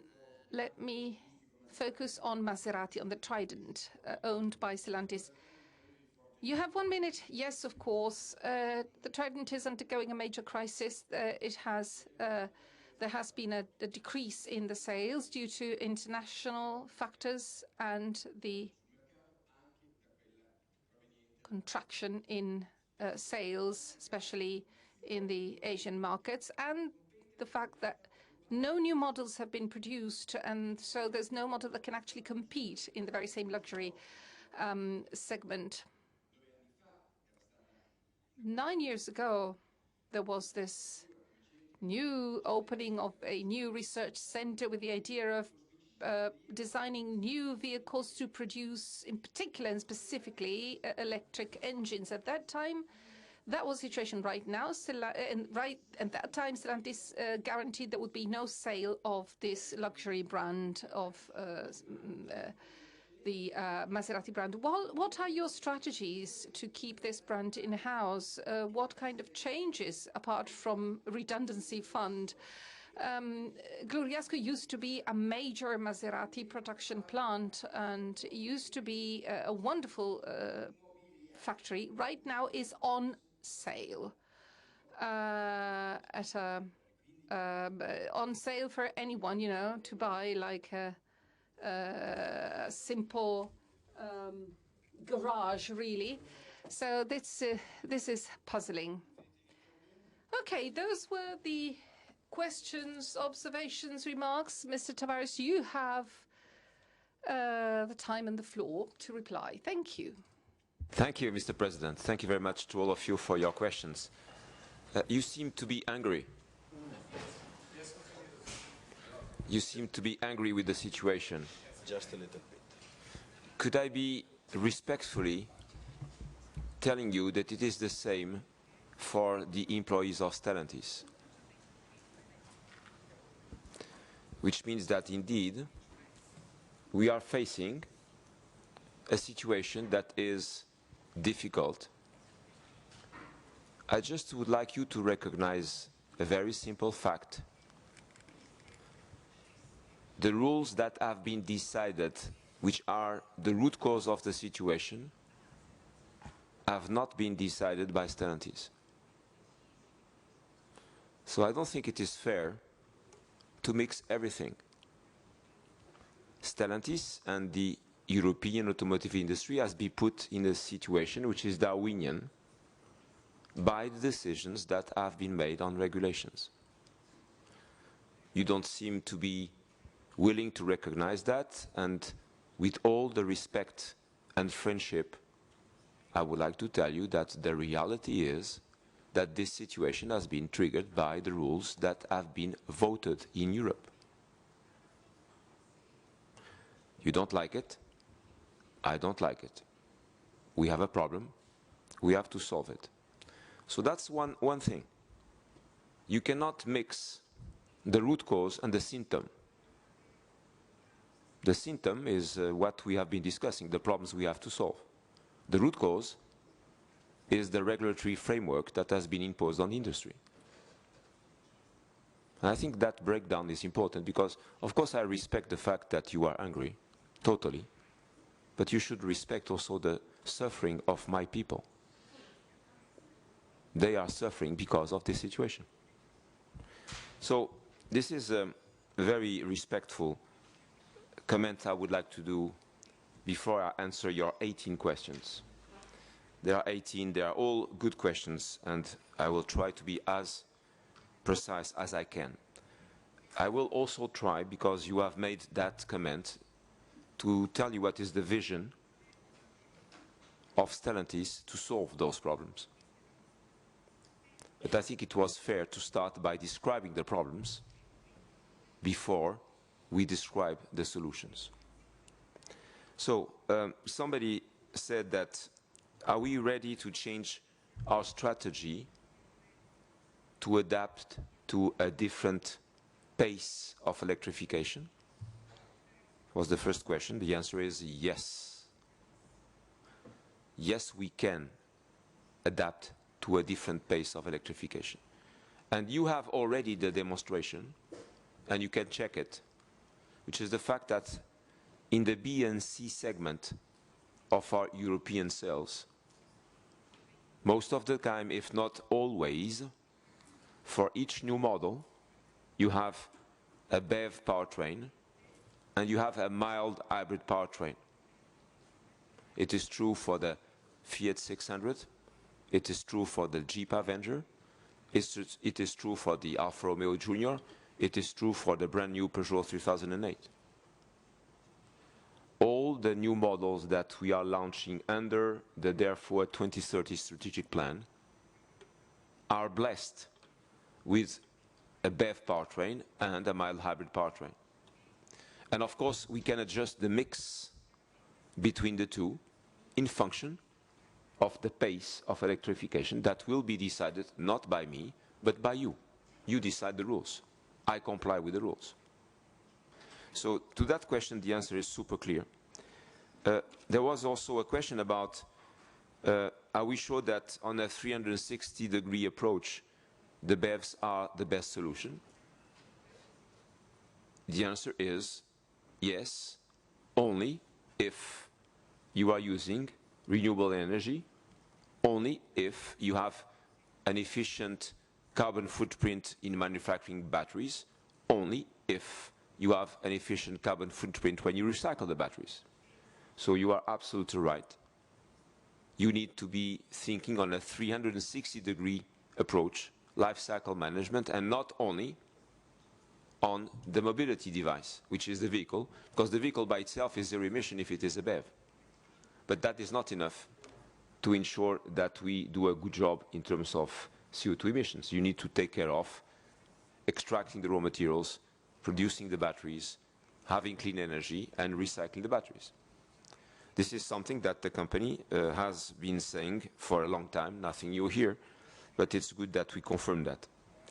There was also a question about, are we able to bring hybrid powertrains to vehicles that so far did not have that?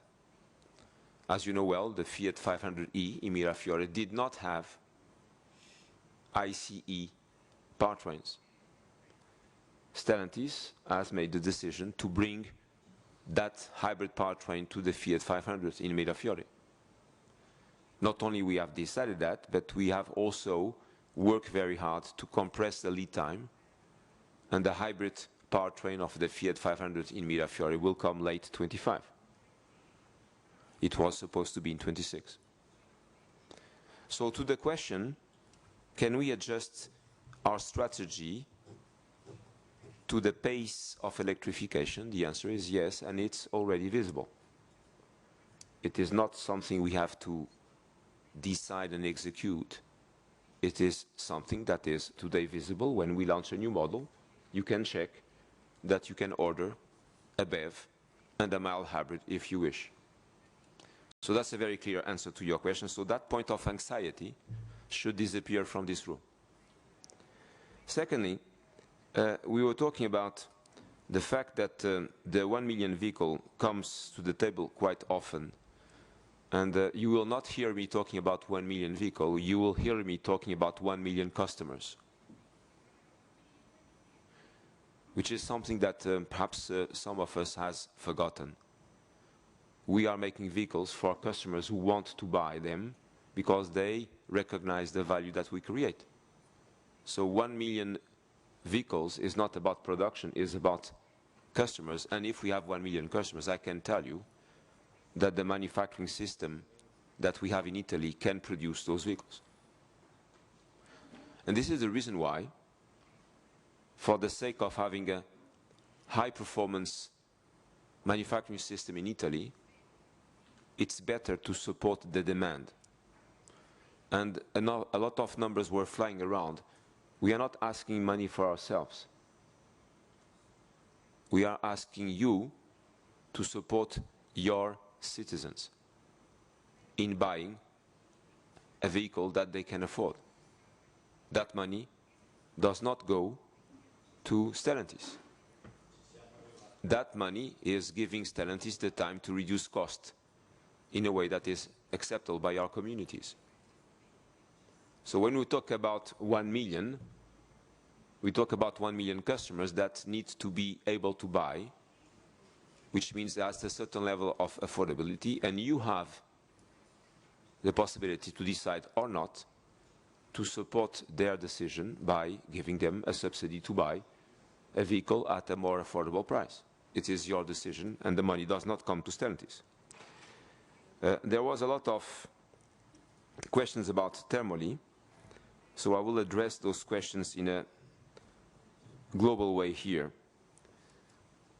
The gigafactories that we need and that we have announced in our Therefore 2030 plan. By the way, the Therefore 2030 plan describes in detail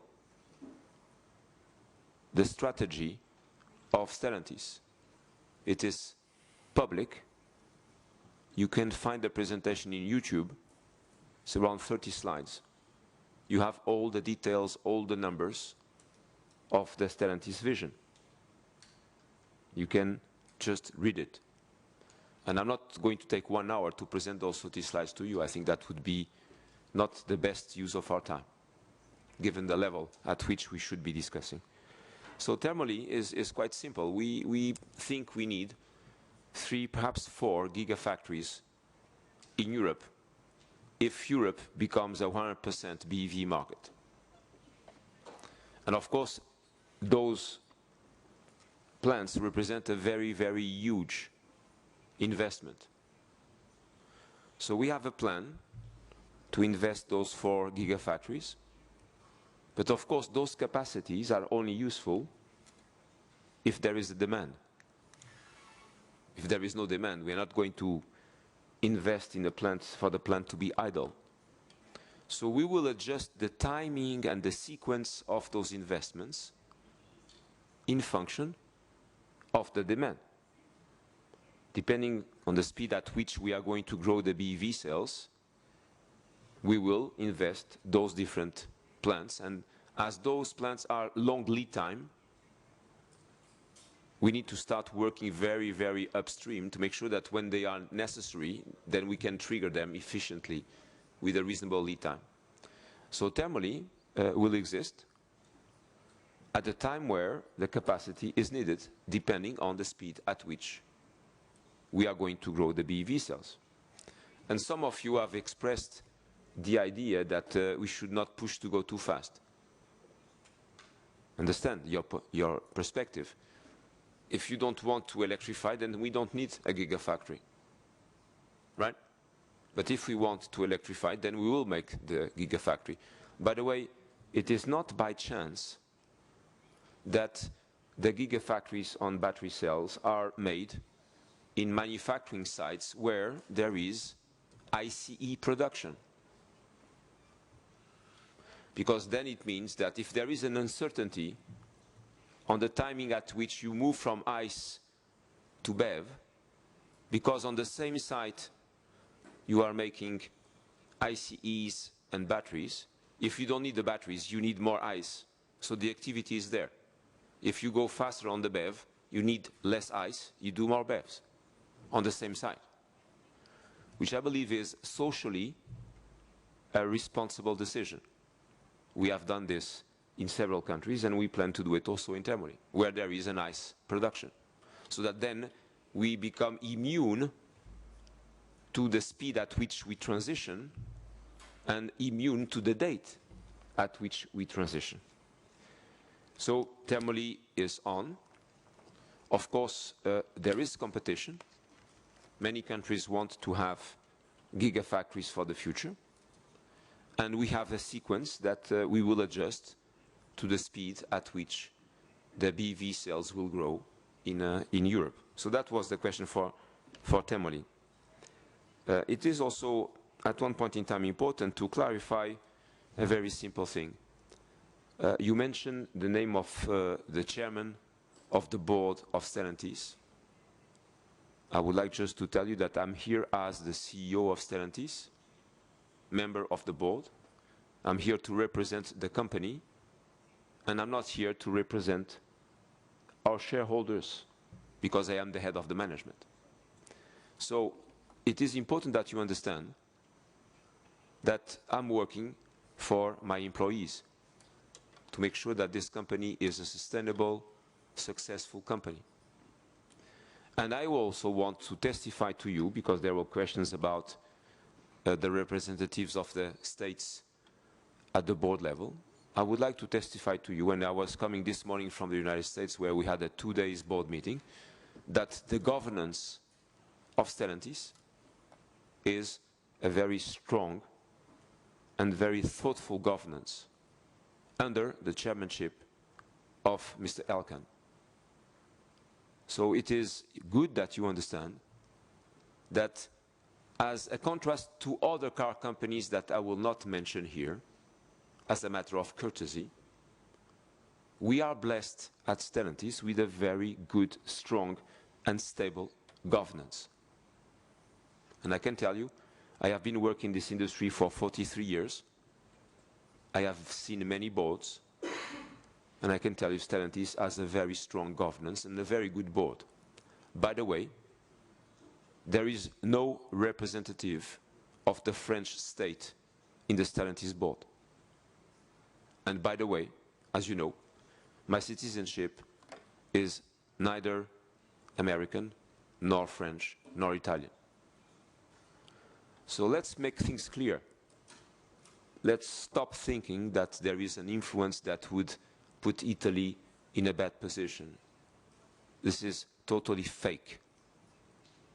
Our governance is strong, our governance is balanced, and if I was to be the victim of any political influence of one single country that would be against the interest of Stellantis, I would not be here talking to you.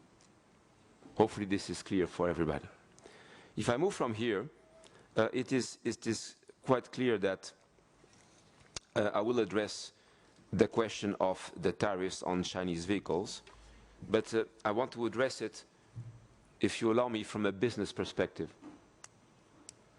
What Stellantis has done is, I think, quite smart, which is to say, if we have to be competing with the Chinese, and there is no way this is going to be pushed back, we will have to compete with the Chinese. It's better to know them well, to see what are their strengths, what is the way they use to go fast in creating new electronic architectures, in terms of understanding where they have their cost advantage, where do they make the difference. This is the reason why we have made a 21% shareholding investment in Leapmotors. So now we understand perfectly where they are strong. And that is very good for the rest of the company to know where the gaps are, to work on those gaps.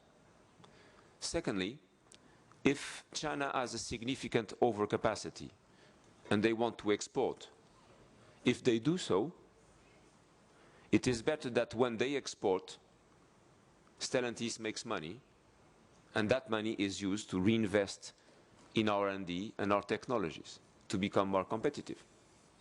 This is the reason why, when we invested 21% in Leapmotors, in the deal, we decided that we would export cars out of China from a company which is called Leapmotors International, that we control 51%.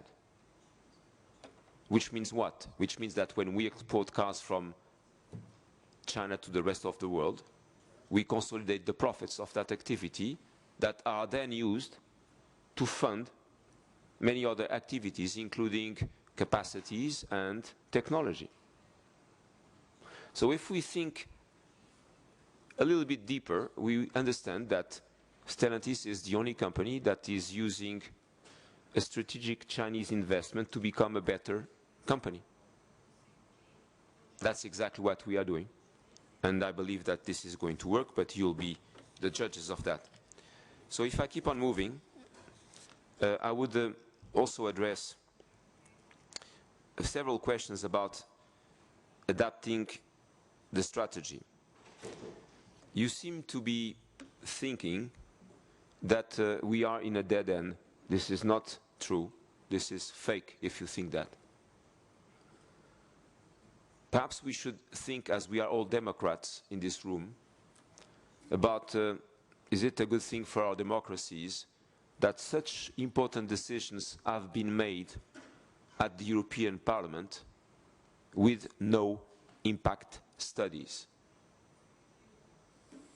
Do you think this is a strength of our democracies to make such an important decision about this energy transition with no impact study about the automotive industry in Europe? The answer is in the question. But obviously this is the reason why you are angry. Understand that. I share your concern. And I'm here to bring solutions. And I'm here to serve you. But in some cases you have to understand that what looks bad is not always bad. You have to think deeper and understand what we are really doing. So it is important that making such an important decision without impact study has created the situation that we have today. So then you look at Stellantis and say, what were you doing? Well, we are doing what we need to do to survive. That's exactly what we are doing. And on that perspective, perhaps I can remind to you very simple facts. Stellantis is the leader of the Italian market. We have 30% market share. 30% market share. If I take just two examples of products that we make in Italy for Italy, like the A segment vehicles in the Panda, more than 60% market share in the segment. Like the Fiat Ducato in Atessa, more than 24% market share. So when we are the leader of the market, it is because we are doing something right for our customers to be happy. And we should recognize that and take that as a foundation to bring the new technologies and the new products. One of the big strengths of Stellantis is that we do not do electric vehicles by obligation. And you can evaluate what that means with one of our German competitors. We do appealing and exciting vehicles that happen to have an EV powertrain in addition of a hybrid powertrain. Because we are mindful of the fact that the future is difficult to predict. So the Therefore 2030 strategy is bringing us to clean, affordable and safe mobility with a level of flexibility that we are putting in our execution to protect us from the uncertainty that, by the way, we have created ourselves. You have also talked about industrial planning. Many of you were very severe in saying that we don't have an industrial plan. So I would like to show it to you. These 2 pages, they summarize Italian plant by Italian plant what is going to happen in terms of vehicle allocation up to 2033. These 2 pages have been commented in detail by me to my Italian union partners. They know these 2 pages. And we have discussed, and they have told me exactly what you did. They said, please, Mr. CEO, don't go too fast, too far on electrification, because eventually the market will not be there, and eventually the customers will not be there. And from their feedback, we have changed a certain number of things to bring more alternatives in terms of powertrain. So it is fake and wrong to say that there is no strategic plan in Stellantis. There is no vision. It is the Therefore 2030 plan. You can read it. It is fake and wrong to say that there is no industrial plan. I have presented that plan myself to my union partners. So let's work on what is real. What is real is to make sure that at one point in time we can make sure that the citizen that votes is in agreement with the citizen that is a consumer also. And this is exactly what we have to do. And this is, I think, very exciting, and I feel very comfortable. So then we are talking about making EVs in Italy. One of you said, why don't we make EVs in Italy? Well, that's exactly the plan. That's exactly the plan. We are going to make EVs in Italy for Italy and for the rest of the world to export out of Italy, because many of you were talking about the competitiveness and the skills of the Italian automotive industry, and I agree with you. I agree with you. That's why I'm making vehicles in Italy to export them out of Italy. But of course, I need to have customers. I need to have customers. So what do we need to have customers? Appealing vehicles, we have them. Robust, mature technology, we have it. And I told you at the introduction, and you don't like it, I don't like it either, the problem that is still there to be solved is the affordability. So I can help by bringing my own contribution in a smart, respectful cost reduction. But that will take some time, because I have to respect my people. So yes, we will be able at one point in time to reduce the cost to a point where we can sell profitably the BEVs at the price of ICEs. Yes, we will be able to do that. It will take a few years. And then the question is, are we going to be able patiently to work together for those years to happen? So that transition seems to be painful and difficult. And if you want to slow down the process, you can. You have the power, and I will respect that. But then the transition will be longer. But that's up to you to decide. I will comply. I'm here to serve. So that's one comment about this matter. If you look at the plan, you have a significant number of BEVs in the Italian plants. And my unions have asked me to add a significant number of mild hybrid powertrains, which I have done, to accommodate to their anxiety, and because the future is very uncertain. It is also one of the comments you have made, which, with my apologies and respectful comment, you say there is no more R&D in Italy. This is wrong. This is fake. The engineering division exists. You can meet the people. The proving grounds exist. You can go and test drive the cars over there. This is wrong. We are making many developments in Italy, in engineering. We even have created brand new battery cell laboratory in Turin. So why do you say that there is no more R&D in Italy? Why do you say that? It's wrong. It's just wrong. Come and visit. We'll show you. We are engineering cars in Italy. We are creating new chemistries for battery cells in a brand new laboratory in Italy. We have put our LCV business unit headquarters in Italy. So why do you say that we want to disengage from Italy? Why do you say that? This is wrong. Italy.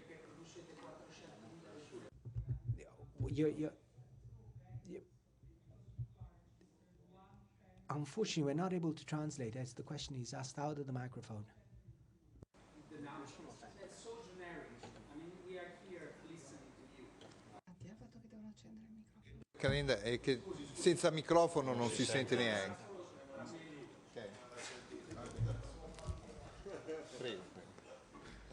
I understand the question.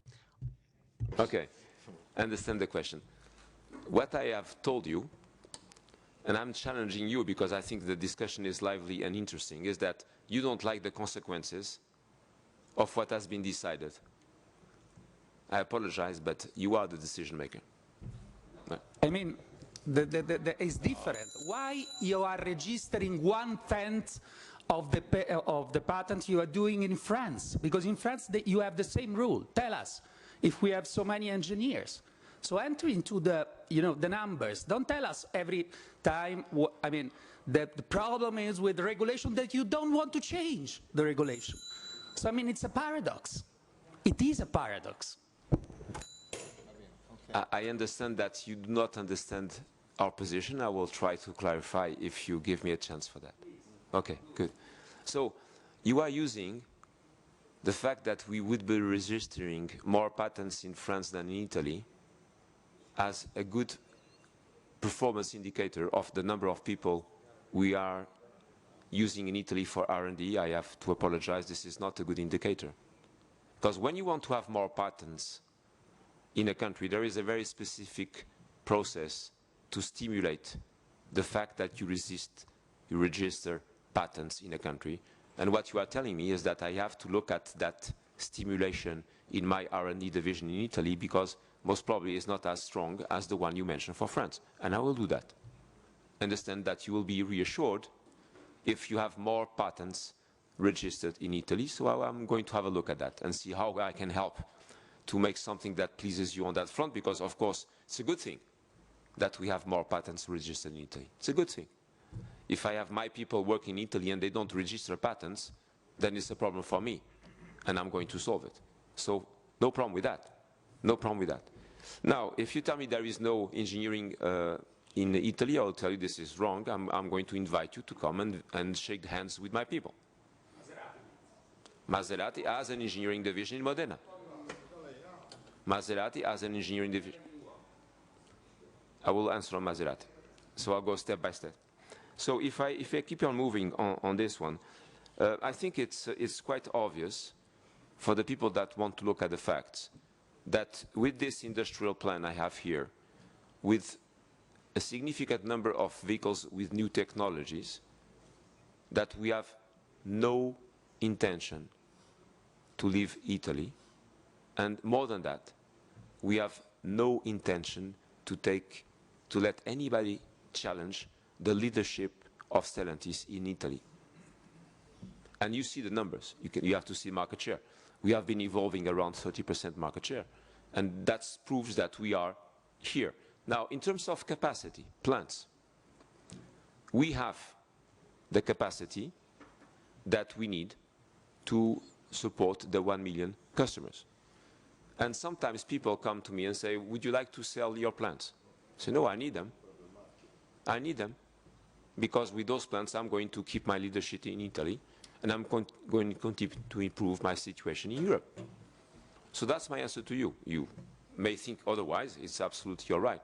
But my answer to you is, we have no intention whatsoever to weaken our position in Italy whatsoever. We will fight like hell to protect our leadership in Italy, and I understand that I have to look at how many patents I register in Italy with my engineering division, which I will, and I will try to improve. So from here, it is important that we realize that we have a strategic plan. You can read it. We have an industrial plan. I have presented to my union partners. We have the technologies, and we have the possibility to absorb a mixed change between BEV and ICE using BEV and MHEV technology. And by the way, the MHEV major components are made in Mirafiori in the EDCT workshop. So if I continue on the questions that you have raised, because they are so interesting, let me go to the fifth topic. There was one of you asking, can we produce BEVs in Italy? The answer is yes, it's already planned. It's in the plan. Then you tell me, you are not making enough Fiat 500e. Yes. You know why? Because brutally, Germany and Italy stopped the subsidies to the consumer. That's all. Then the 500e production in Mirafiori collapsed because Germany and Italy stopped the subsidies to the consumer. What did we do? We brought the mild hybrid technology and we compressed the lead time to bring it next year. So why are you angry? Don't be angry. This is the right answer. Of course. Because the problem is that, again, you have promised not 1 million customers, 1 million vehicles, and you are not delivering. And again, all the new models, Italian branded, are produced somewhere else, and you're not answering this question. Non possiamo gli altri anche sta rispondendo a tutte le altre domande e quindi anche agli altri interlocutori. Prego, proceda. Thank you. Thank you. Please proceed. Scusate, non volevo creare un dibattito così acceso. È importante che voi capiate che se manteniamo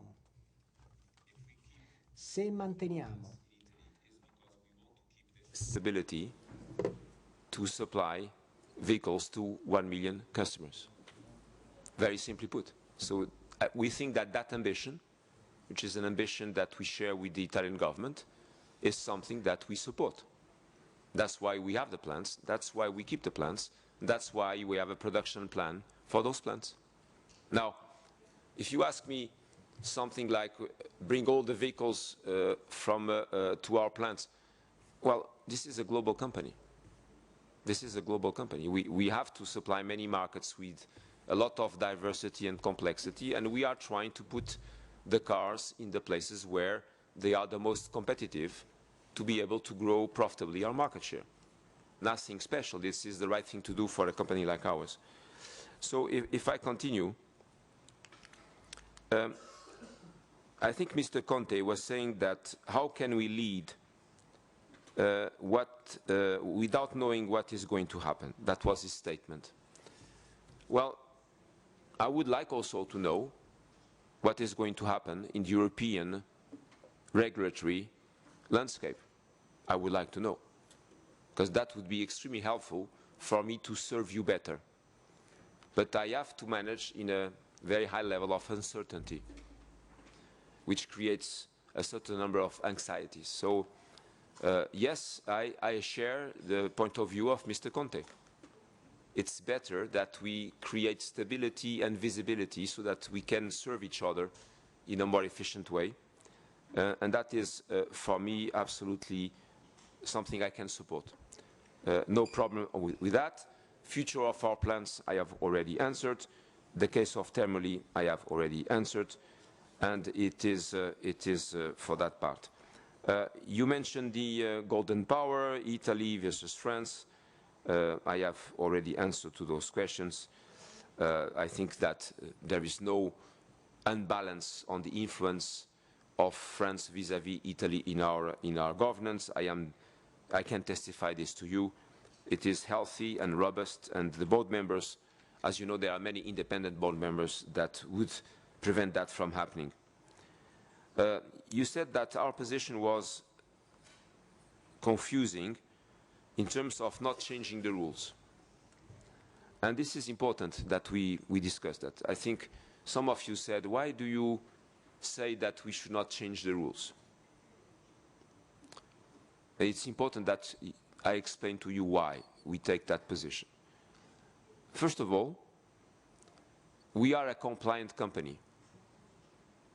Whatever you decide, we will comply. So if you decide another rule, we'll do our very best to respect the other rule. But we are not the rule setters. We don't decide the rules. You do, and then we comply. Why do I think that it's not a great idea to change the rules now? For two reasons. If we change the rules now, we are going to slow down the impact on the planet to fix the global warming issue. I think it's an ethical question that we can raise for ourselves. If we slow down the process, we slow down the positive impact on fixing the global warming issue. If Europe wants to keep some leadership in the values of fixing this big problem for humanity, I think we should debate that. We should think, well, why do you want to change the rules to slow down and reduce the pace at which we contribute to fixing the global warming issue. So I think it's an ethical question, and being the father of 3 and the grandfather of 4, I have no problem to tell you that I would like to contribute to a better future for my grandkids and my kids. So I think it's an ethical problem to slow down the pace at which we contribute to fixing the global warming issue. Very simply put, it's purely ethical. There is another second reason, which is, if I believe that my people, and I would like to thank warmly all of my employees, starting with the Italian ones, if I think that my people have done a great job to prepare for this transition, and by doing a great job to prepare for this great transition, I can have a more competitive positioning vis-à-vis my competitors, this is good for my company, and I should promote the fact that we are ready for that transition, and I understand that some of my competitors are not. So it's normal that the CEO of a company that is ready for that transition says it's better for the planet to keep on moving, and we are ready, and if the other guys are not, my company is going to win, which means more market share, which means more production, which means more activity for Italy, simply put.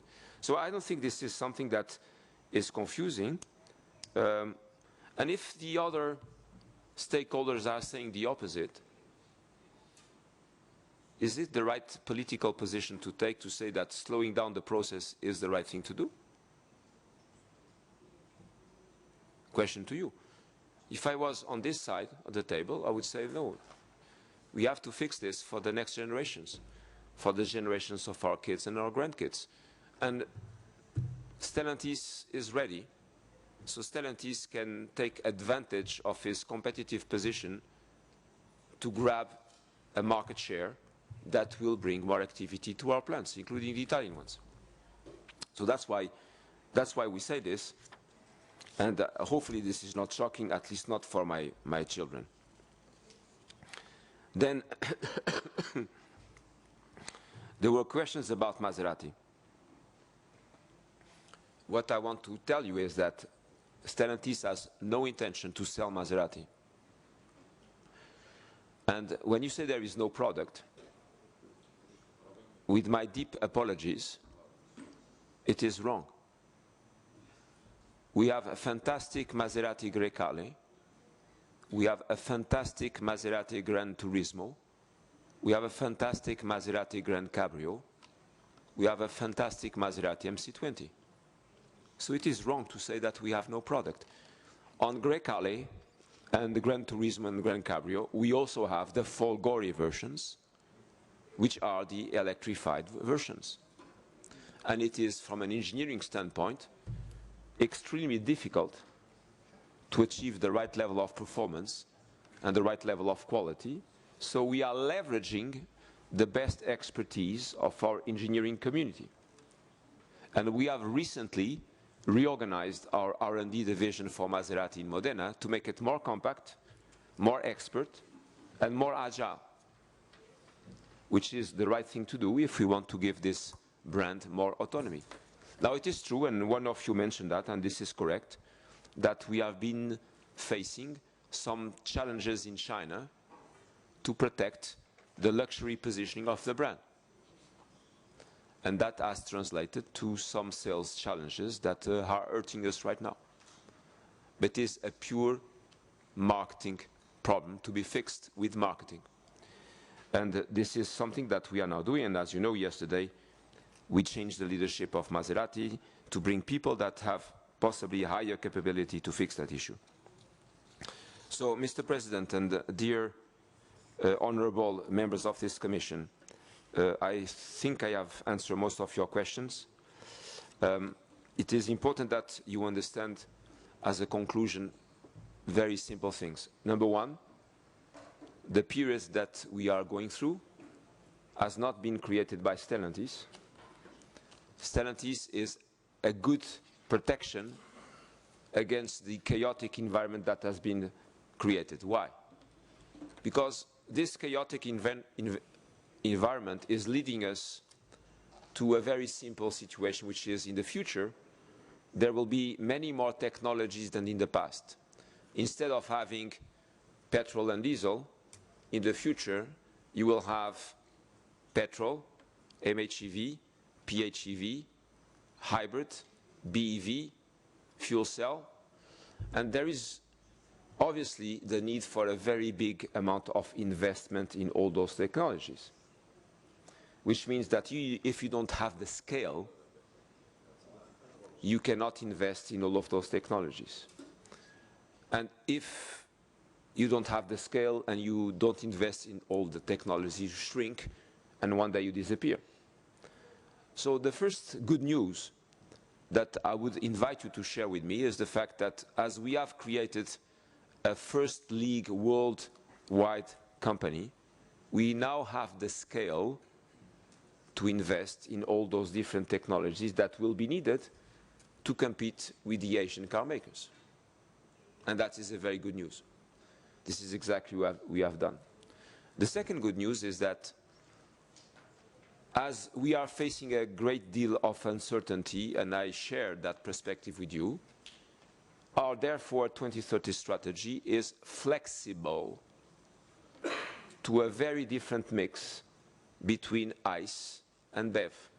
In this case, mild hybrid and BEV. And this is giving us a strong protection for the future, because we are, all of us, in trouble to forecast the future. And our strategy from that perspective is absolutely, absolutely flexible.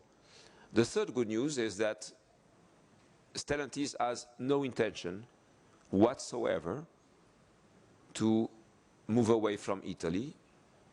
And much more than that, we have no intention to lose our leadership in Italy. And this is the reason why we keep our plants. Because we love our plants, and we believe that they are the right answer to the challenges that we have in the future. And I agree with you when you say there is a lot of expertise. Yes, there is. That's why we keep them. That's why we don't sell them to the Chinese. Because we believe they represent a very strong asset for Stellantis. So we will keep on executing our plan with our union partners, with your feedback. We are always open to discuss with you. You call me anytime, you visit us anytime. The only thing I would respectfully ask you, please check the facts. Please check the facts. It's important that we work on the facts. And it's important that you understand that at Stellantis, it's not only about making money, which seems to be an understatement in many of the questions. Making money is good to ensure the sustainability of the company, but it's not the only KPI we have in the company. We have very strong values. We win together. We care about our employees. We care about the stakeholders. We are agile and we are innovative. So we have values. We believe that if we don't contribute as fast as we can to fixing the global warming issue, that is not consistent with our values, because we care. We care about the employees, we care about the customers, we care about the planet, we care about the stakeholders. Now, the challenge that we have ahead of us is a very significant one, which means that my recommendation to all of us is that we work more together than less, and that we try to work as much as possible on facts. Thank you very much to all of you, and thank you, Mr. President. It was a pleasure to discuss with you. Ringrazio. Let me thank you, the CEO of Stellantis, Mr. Tavares. Let me thank all my peers from all countries. Yet this moment is very important. The car industry is very important, and this audition was very important. And I'd like to thank you all for your cooperation. Thank you.